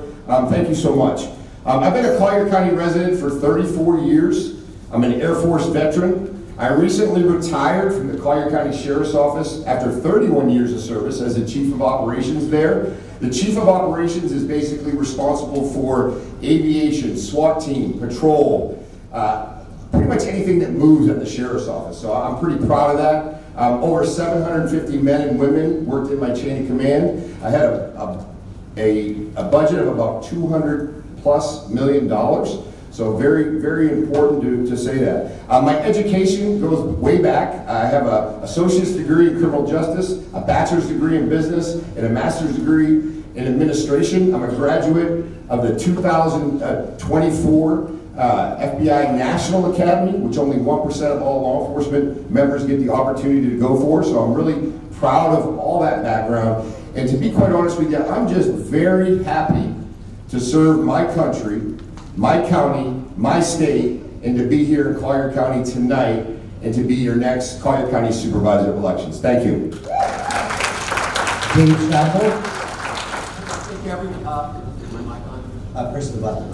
Thank you. My name is Dave Shackle. I'm running for Collier County Supervisor of Elections. I am the endorsed candidate of the Collier County Republican Party. I'm also the endorsed candidate of Great Patriot Alfeos, and I have other endorsements we can talk about later. A little about me. I grew up in South Florida. I grew up on the other coast, born and raised in Miami. I was there until I left college. Back in the days when Miami more resembled Naples. And that's why I love being here in Naples, because it reminds me what Miami was back in the 60s and 70s. A little about my background. I'm a technologist. And in my schooling, before I get to my discussion of technologist, I have an undergraduate from the University of Florida in business finance. I have a master's degree from the University of Miami in mathematical statistics. My career took me to the technical side. I've worked in the technical field for almost 4 decades. I am an expert in big databases. I manipulate and I modify and I analyze and create business intelligence for very large databases. I've done it for several industries. I'm in the process right now of doing it on publicly available voter rolls and CVR records. That's what I have been doing for the last 3 years since the 2020 election. While they're talking the talk, okay, I am walking the walk, okay? My opponent, particularly this opponent, talks at a very high level. And while he's out there making music videos, I'm out there sitting on election integrity boards in Orlando and other places because I know this space and I know the problems that we have in our elections. We'll talk about that more in a little bit. I think that's my time. I hope you'll vote for me on August 20th in the upcoming primary. Thank you. All right, let's begin now with our questions. And the first taxpayer question, and we'll go ahead and continue with you, Dave. Why should the voters trust electronic voting machines? They shouldn't. The answer is they should not. Our tabulators are uncertified.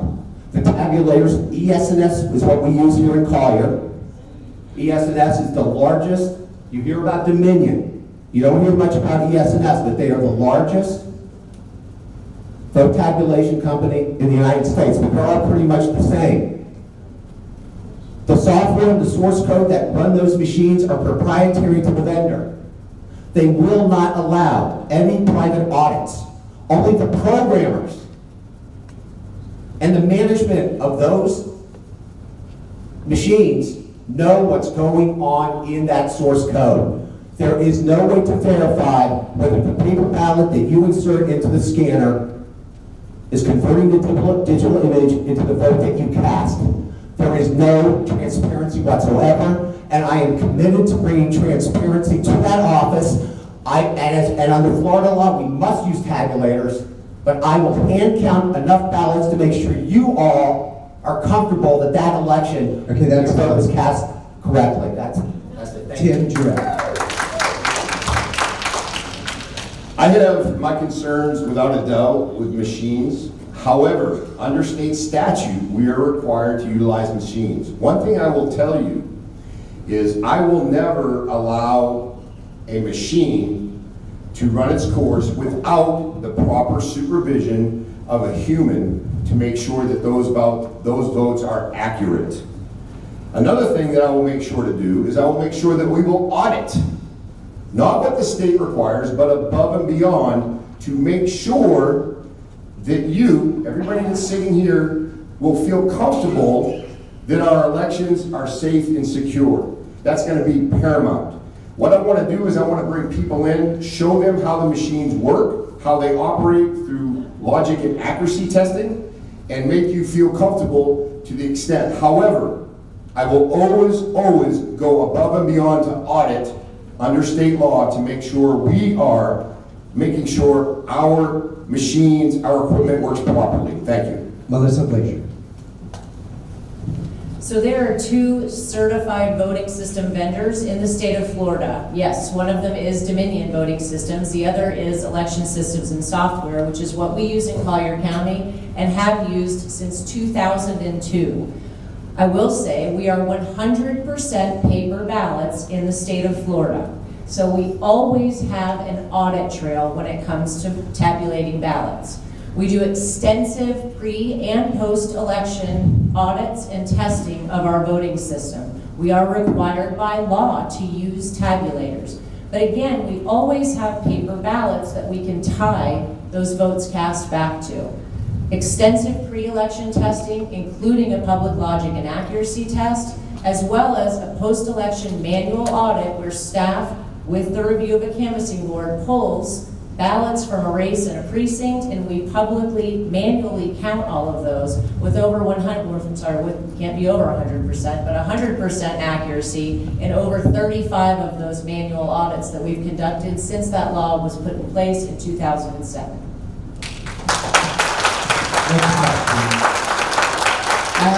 We'll continue to work our way back down. As the supervisor of elections, what knowledge, and this will be a general question to everybody perhaps, what knowledge, experience, and expertise do you currently possess to perform the role? And can you explain your interpretation of ethics and integrity? So a 2-part question.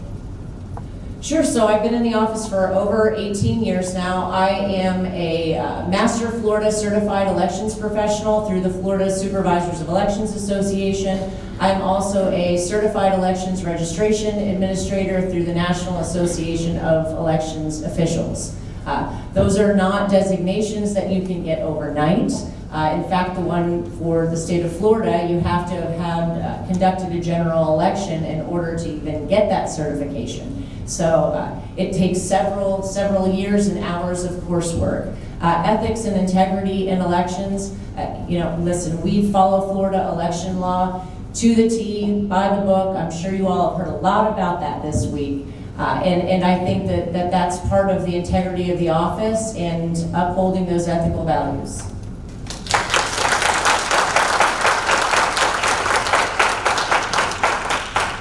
Very important at the supervisor of elections, the leader has the integrity, and I think that's the key.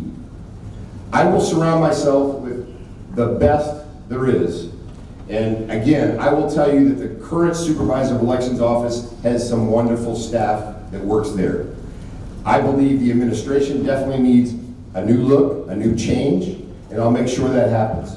As far as my experience in leadership is, throughout my career, both in the Air Force and 31 years in law enforcement, I have always worked in a supervisory position with my staff, with my members, working as a team. and I will guarantee you that I will surround myself with the best that we have.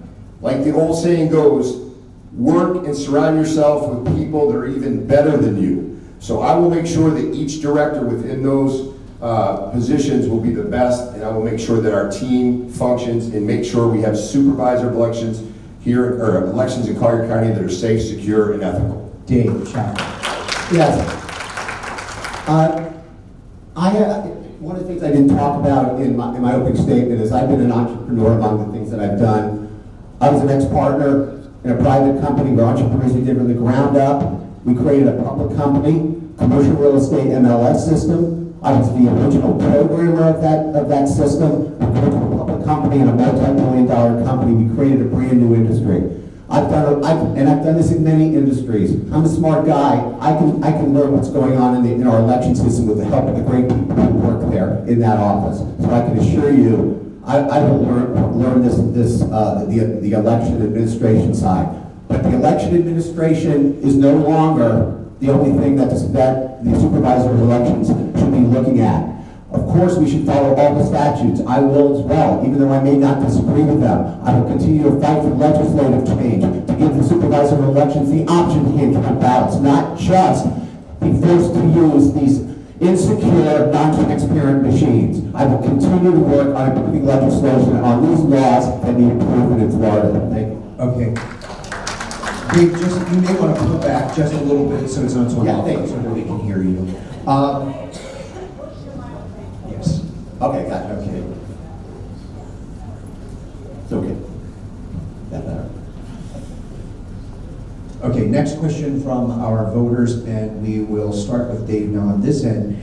How many polling locations are there in Collier County? If you were to make any changes to those number of locations, what would they be? So do you think there needs to be more or less polling locations? Well, my personal opinion, the more the better. I wish the ballots were counted in the precincts by hand like they used to be, because that's the only way you're ever going to have a valid election. Unfortunately, we don't have valid elections, and it's no fault of our current supervisor, no fault of hers. Our laws stink, and we need to improve the laws, and there's actually some laws, the good laws on the books, that are not being enforced.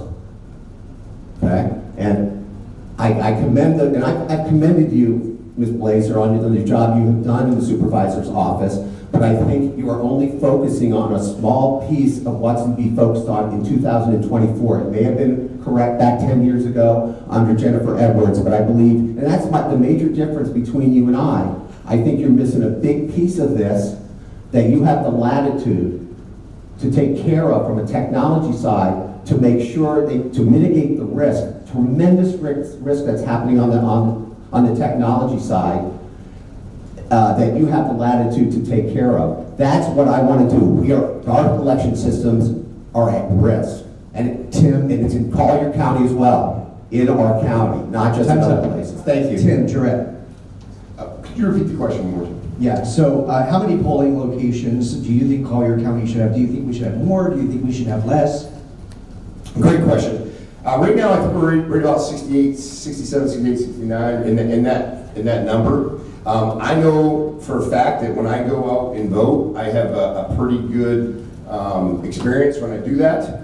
I take a lot of pride when I go out and vote. I like to personally go out and experience that day and walk in, cast my vote. My goal is to make sure that we have accessibility to get to the voting locations. We have the opportunity for people to go out and get to the polls. That's going to be a crucial thing for me, and that's going to be through community outreach, education, letting people know the importance of getting out and having accessibility. That's going to be the key. Melissa, pleasure. So we have 67 election day polling locations in Collier County, and we have 11 early voting locations in Collier County.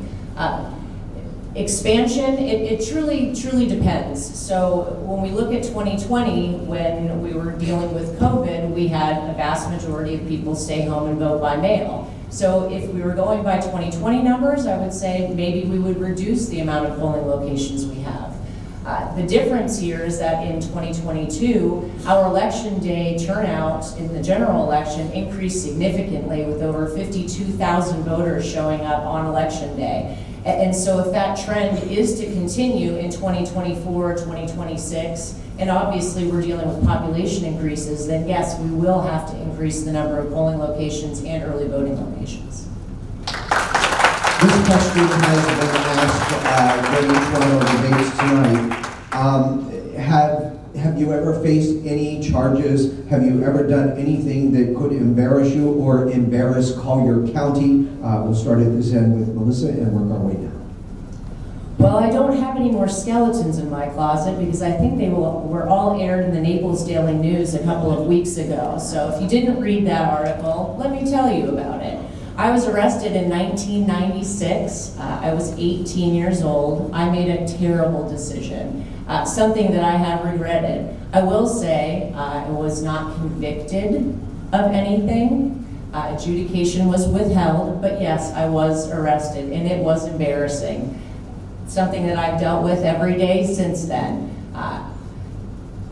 God, I probably do embarrassing things all the time that might, I mean, my mother and husband are here in the back. I mean, I do embarrassing things every day. So I'm sure I would embarrass someone. I embarrass myself, so.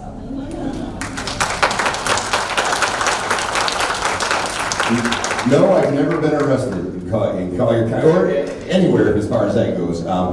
When I was younger, I was in the Air Force. I was on a flight line in Germany loading fighter planes. Immediately after getting out of the Air Force, I signed up for law enforcement. Law enforcement is my life. Law enforcement has been my life, and that's why I'm doing this today. I'm in service. Some of the concerns I have is the arrests that are out there. I think when you have a forgery charge and a credit card charge, that's the extent. If you're drinking on the beach, something like that, that's a little bit different. But when you have a forgery charge and a credit card charge and racking up $881, that's a lot of money. And that's a concern, and I would not want somebody to be my supervisor of elections checking on my votes in that scenario.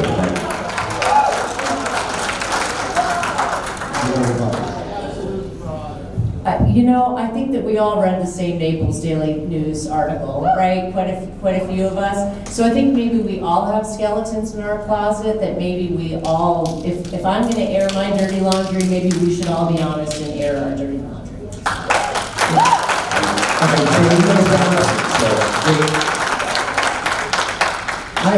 I've never been arrested, but you know what? None of us are angels. We're not God. We make mistakes. We're human beings.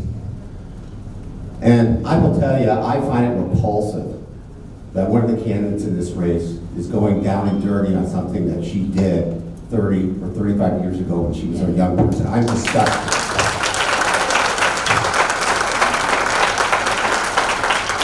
And I can tell you one thing, I don't need to go there. You know why I don't need to go there? Because I know what I'm talking about in the election integrity space. I can stand on my own 2 feet and tell everybody why I should be the supervisor of elections instead of Melissa Blazer. We have just differences in what we would do in that office. I have respect for what she's done, and I think she's being terribly, it's a terrible thing that's what's been done to her. No person should be going through that. That's all I have to say. All right, moving on to our next question. You notice one of the candidates is not here tonight. And one person asks, as one of the 60,000 NPA voters who was disenfranchised, they want to know how you as a candidate feel about using write-ins to close primaries. And I think Melissa. Is that Melissa starting now? Yeah. Okay. Where's it me? I've lost track.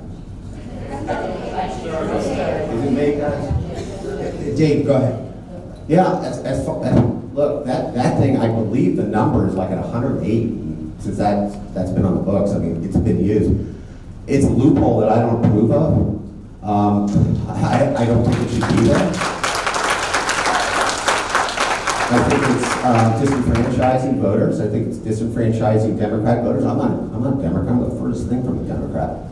But I'm a fair person, and I think the best man should win, the woman should win.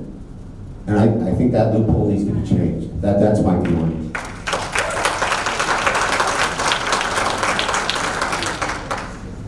Florida statutes are designed in a particular way. If somebody wants to be a write-in and they choose to do so, that's their priority, or that's their privilege to do so. So that has been there. It's been used and utilized for years. People feel that they have the opportunity to run. People might not feel that the person that is in there is somebody that they want. So they feel that they can jump in and put themselves in a write-in. That's the way the election laws are, and that's how they fall. Thank you. Melissa. So, how do you do this without using someone's name? This person who is not here this evening disenfranchised over 116,000 registered voters in Collier County when he filed as a write-in candidate. And yes, it is a loophole in Florida election law that I think is abused over and over and over again. And I think that it's unfortunate that this individual has openly supported another campaign, and that's why the loophole was used. So I think voters can do So this voter is asking, are there department heads at the supervisor of elections office, and if so, how does the supervisor of elections use them, or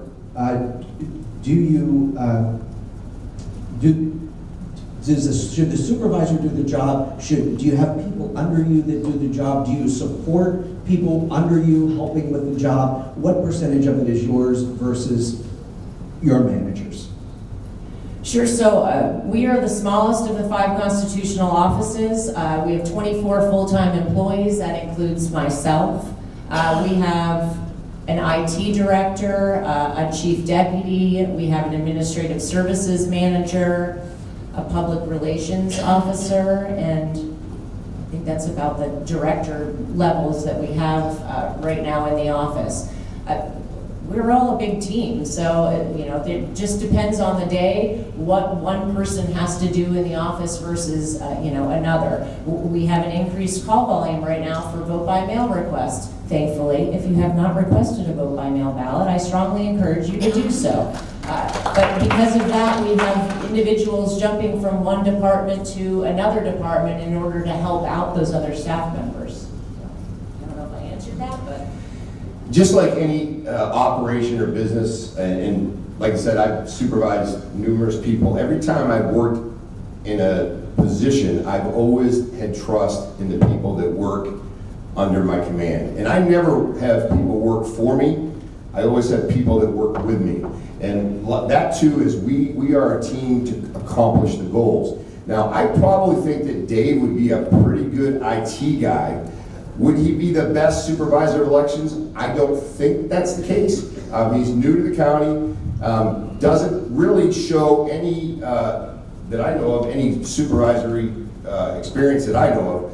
And I really don't know a lot about Dave. As far as my other opponent, there's a lot of people at the supervisor of elections that have came to me that worked there before that have had problems under that administration. So I'm here to try to make those things better, try to surround myself with solid people, because I know there are people in the supervisor of elections office that are super solid and great people, and they'll all have an opportunity to continue to work there under my leadership. Thank you.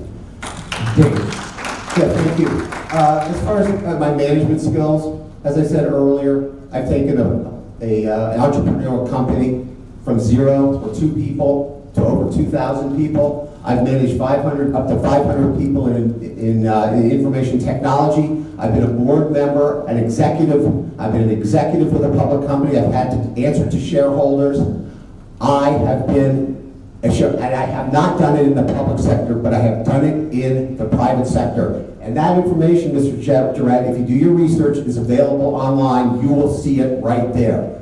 And I will tell you, and I'll tell you, I'm a smart guy, and as I said earlier, there's some great people working in that supervisor of election office who's been there for a long time, and they will help me get up to speed, but I will tell you, I will be up to speed very, very, very quickly. It is not correct that I've never supervised. I have, and I've been extremely successful. Thank you.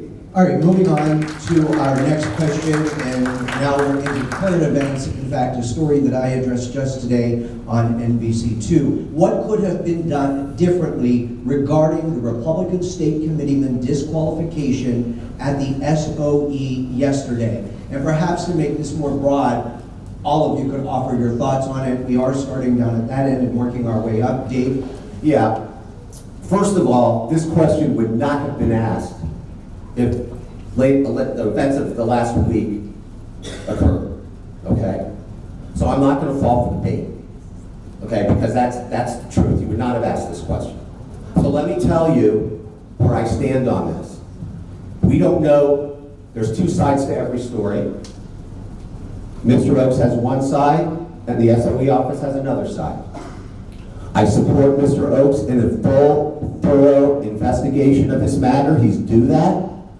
And what happens at the end of that, we will then know the truth, and we will let the chips fall where they may. That is all I have to say about this. I'm here to talk about why I would be the best supervisor of elections.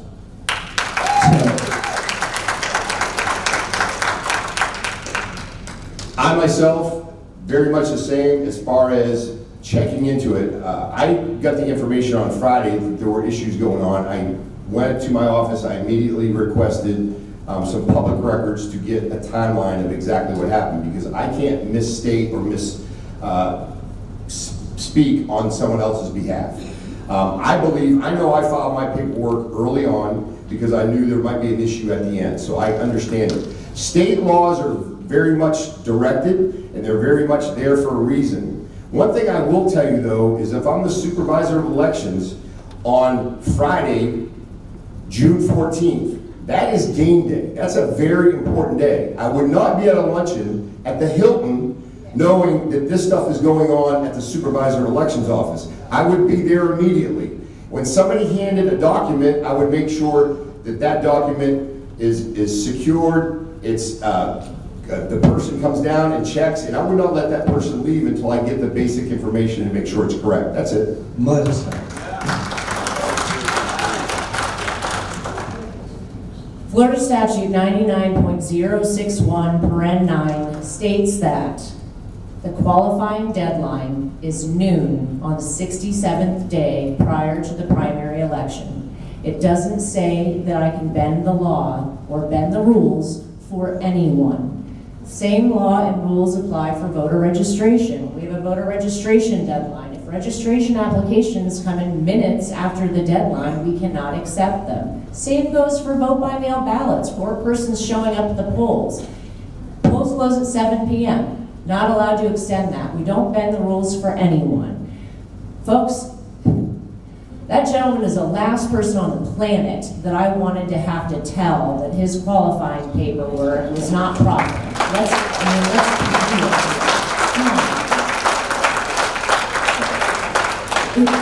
the paperwork was deficient in multiple ways. And like many of the candidates that qualified properly in Collier County, we have to take some personal responsibility, turn in our own paperwork, make sure that we're doing the right thing. Moving on to the next question. With little to no actual evidence of widespread voter fraud, will you commit to refocusing our elections to actual issues? Melissa. I don't know if I understand. Let me perhaps reword this a little bit. We know that there have been no widespread issues of election fraud. The governor has established an election task force to investigate this, and that has not happened. So let me ask, do you believe there is election fraud, or is there anything that could be done to make the voters perhaps feel more secure? I don't think that there is widespread voter fraud in the state of Florida. And Dave is correct. You can look on the Office of Election Crimes and Security. So that's the name of the Florida Elections Police that Governor DeSantis formed a few years ago. You can read their annual report on issues that they investigate on a daily, weekly basis. No, there is not widespread voter fraud in the state of Florida.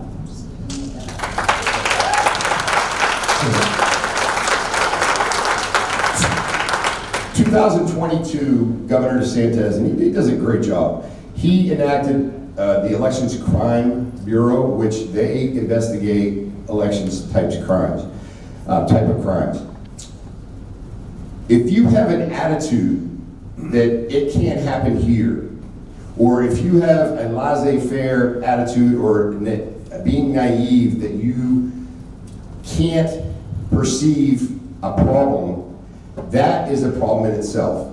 What I am saying is, as your supervisor of elections, I will always be proactive and make sure that we are always checking the voter rolls, number one priority. We are checking voter registrations, making sure those are correct. And we are always working with our local law enforcement, with our local community, and people of outside sources to help us make sure that we have safe, secure elections here in Collier County. Dave Chapel. Yeah, let me give you the real answer. And this is where the supervisor and I differ, and dramatically. The answer to that question is nobody knows. That is your answer.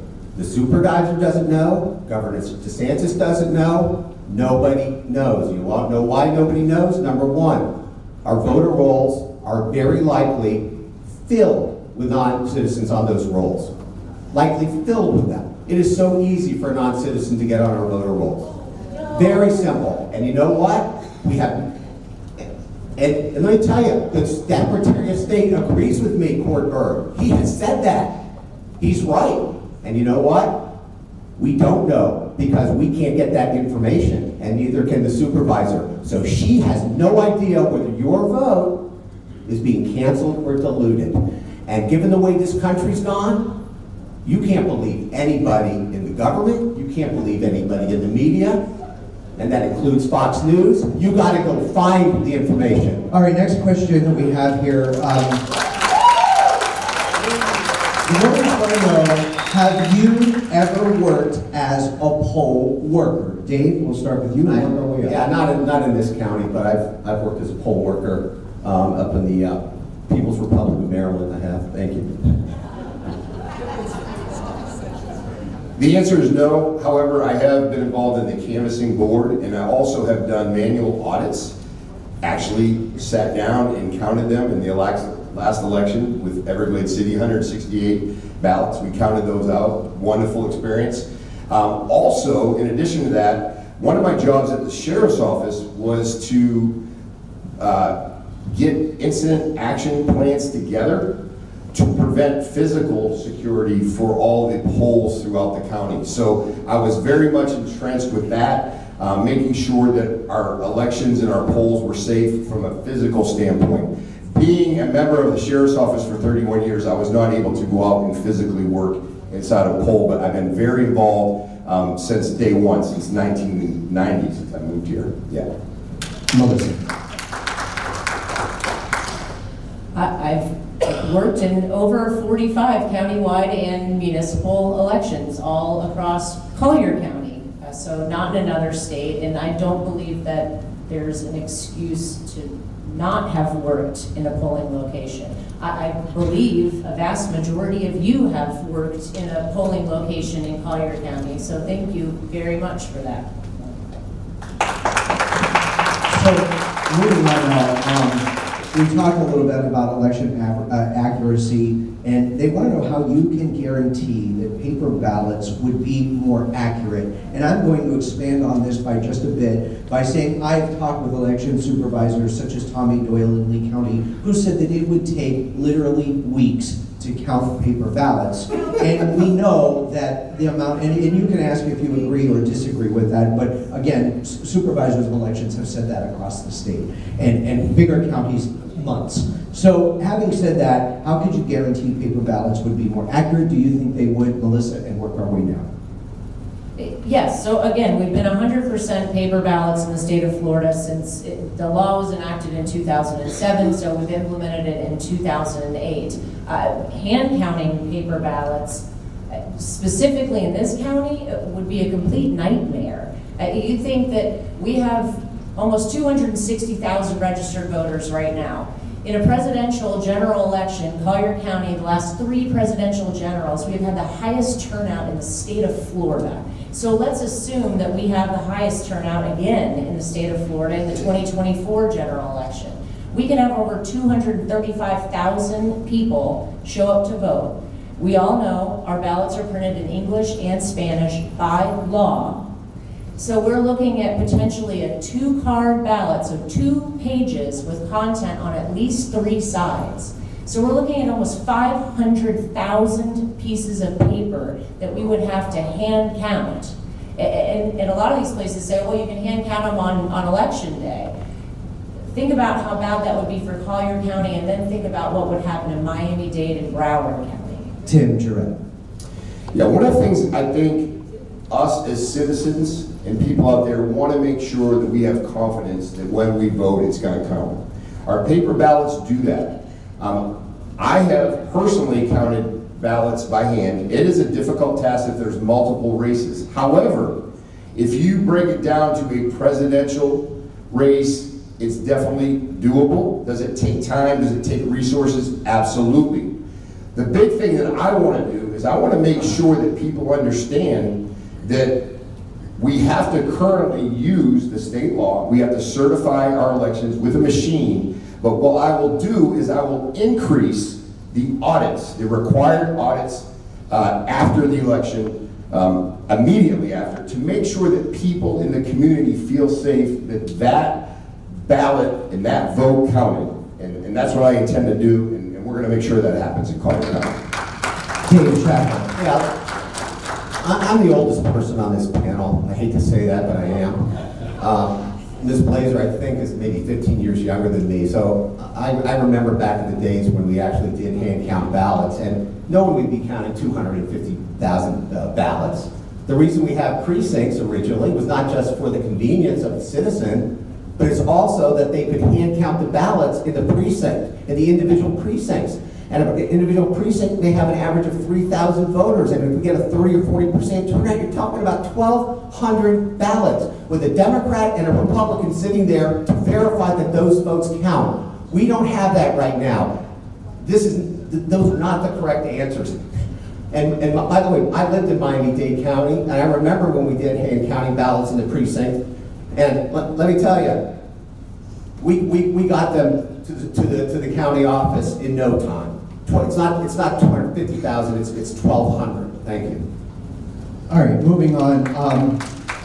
The governor and the legislature passed a bill that wipes clean mail ballot requests, and people have to re-request mail ballots. There are a lot of people who didn't know that, who weren't aware of the law, and what do you say? Are you in support of that or not? And Melissa, we'll start with you and work our way down. So tough question, because there's positives and there's negatives to it. Let's use the negative part of it. We're going into a 2024 general election where, again, we're going to have a 2-card ballot with content on at least 3 sides.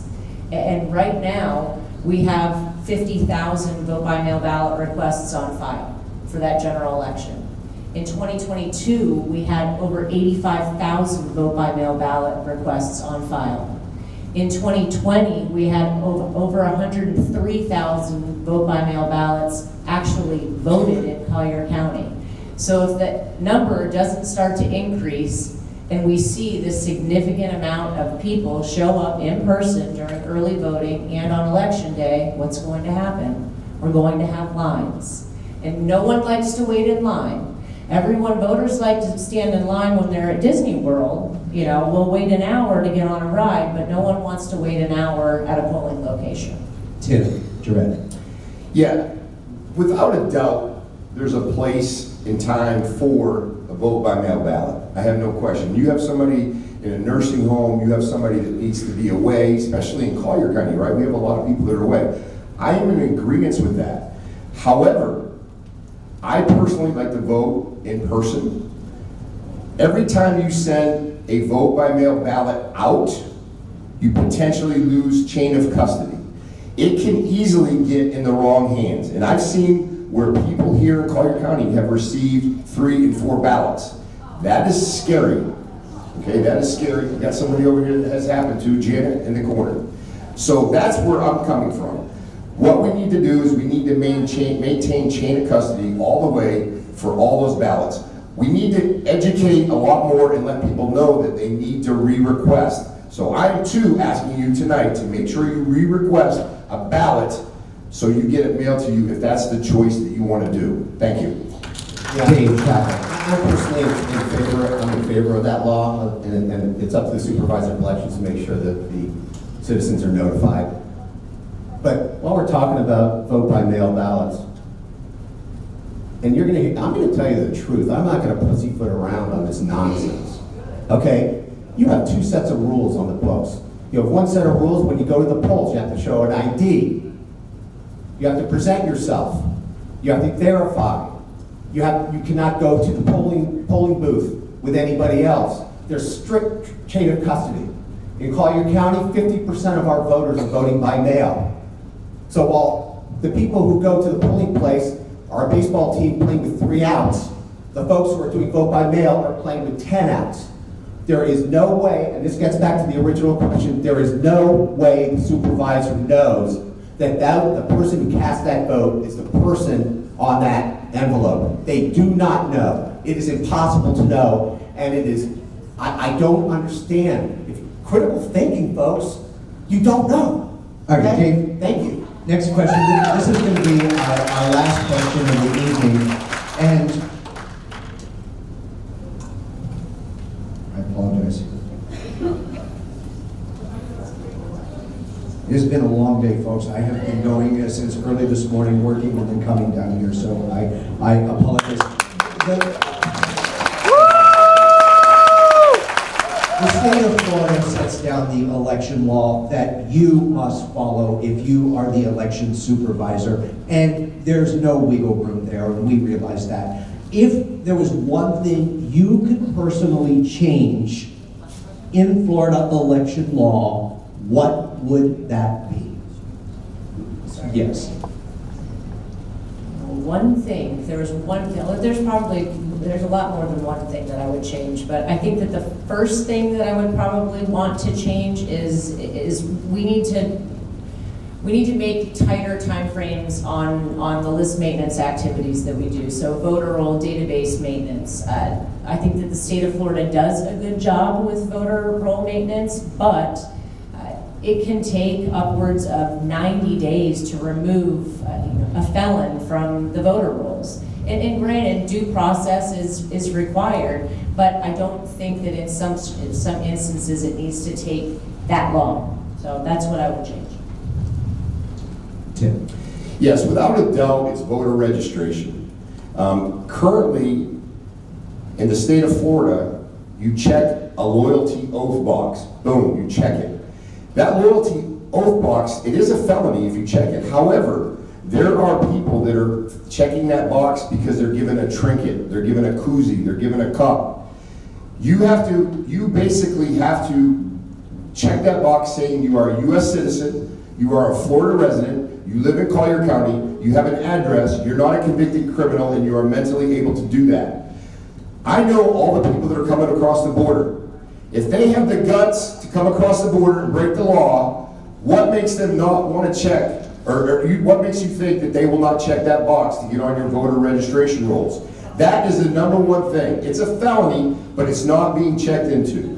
What happens is it goes to the state forwards it up to the state checks and vets it with the security, for Homeland Security. It comes back, they don't have a clue, and our people are on the voter rolls, and they're getting ballots sent to them. That is a big problem, and that's the first thing I would change, and work on changing it. Dave. Yeah, and by the way, By the way, I'll be posting on my Twitter site, dchapel1776, our supervisor's boss telling her that that's a problem, and he can't do anything about it. So the boss of the supervisor is saying there's a problem there. You see a lot of people shaking their heads no. I will post that testimony in front of the Florida Senate for you folks who are shaking your head no to see yourself.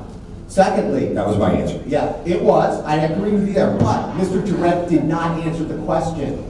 He's talking about better enforcement. We already have these laws on the books. They are not being enforced. And so if I could change any law, I would take a jackhammer, I would take a mallet, I would destroy every doggone machine that's tabulating our ballots, and I would dump them into Lake Okeechobee. That's what I would do. Thank you. And ladies and gentlemen, with that, that's going to end the debate. However, we are going to give each of the candidates closing arguments. And Dave, we are starting now with you. I'm sorry. Can you repeat the question? It's just, I got a little animated there. I'm so sorry. You get the closing comments. Oh, Whatever you want to say. yeah. My closing comments. Let me just say, I just want to compare myself to the other two candidates here. 1 minute. Mr. Durrett, I have total respect for his background in the sheriff's department, in the military. Total respect for that. But frankly, Tim doesn't know a whole lot about the election space. I have been studying this stuff since 2000, and I assure you, go to my Twitter, and you will learn things that you will never get from the corrupt mainstream media who's covering up what's really going on in elections. I wish our media would do their jobs, and their friends on the other side of the aisle are working with them to make sure they don't know. By the way, that same government has shut down anybody who wanted to talk about the 2020 election and have an opposing point of view. And you know who it was? It was the Department of Homeland Security. They were responsible for it. And you know what? They have a direct line into our supervisor of elections office. Do you trust those guys? I sure as heck, that device is gone. They're out of this office. Thank you. Yeah, Durrett.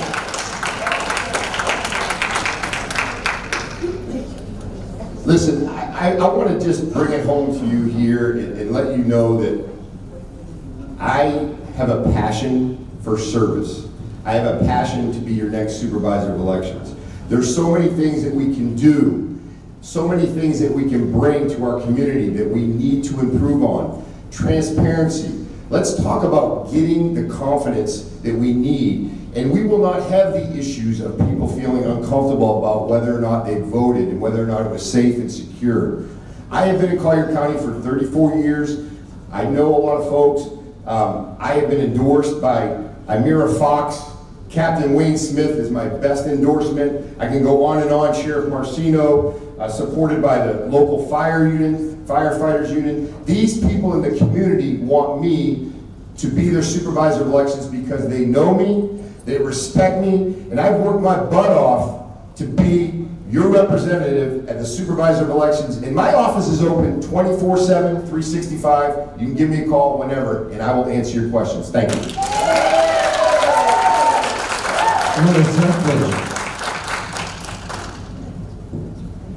I'm an elections administrator. I've been doing it for over 18 years.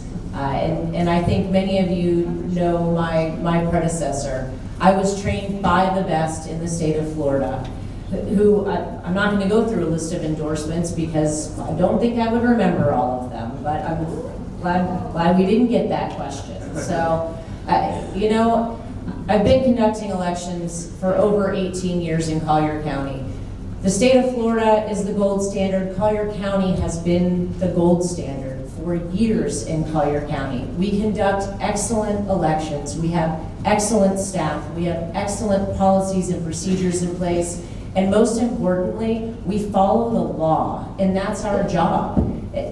We follow chapters 96 through 106. That's our Bible. And that's what the role of a constitutional officer is. And with me continuing in my position, we're going to continue to uphold the laws of the state of Florida. So ladies and gentlemen, that is going to conclude these long debates here tonight. Thank you so much for having me here. I appreciate being here and all of you being so great. Have a wonderful night and a big round of applause for all the candidates.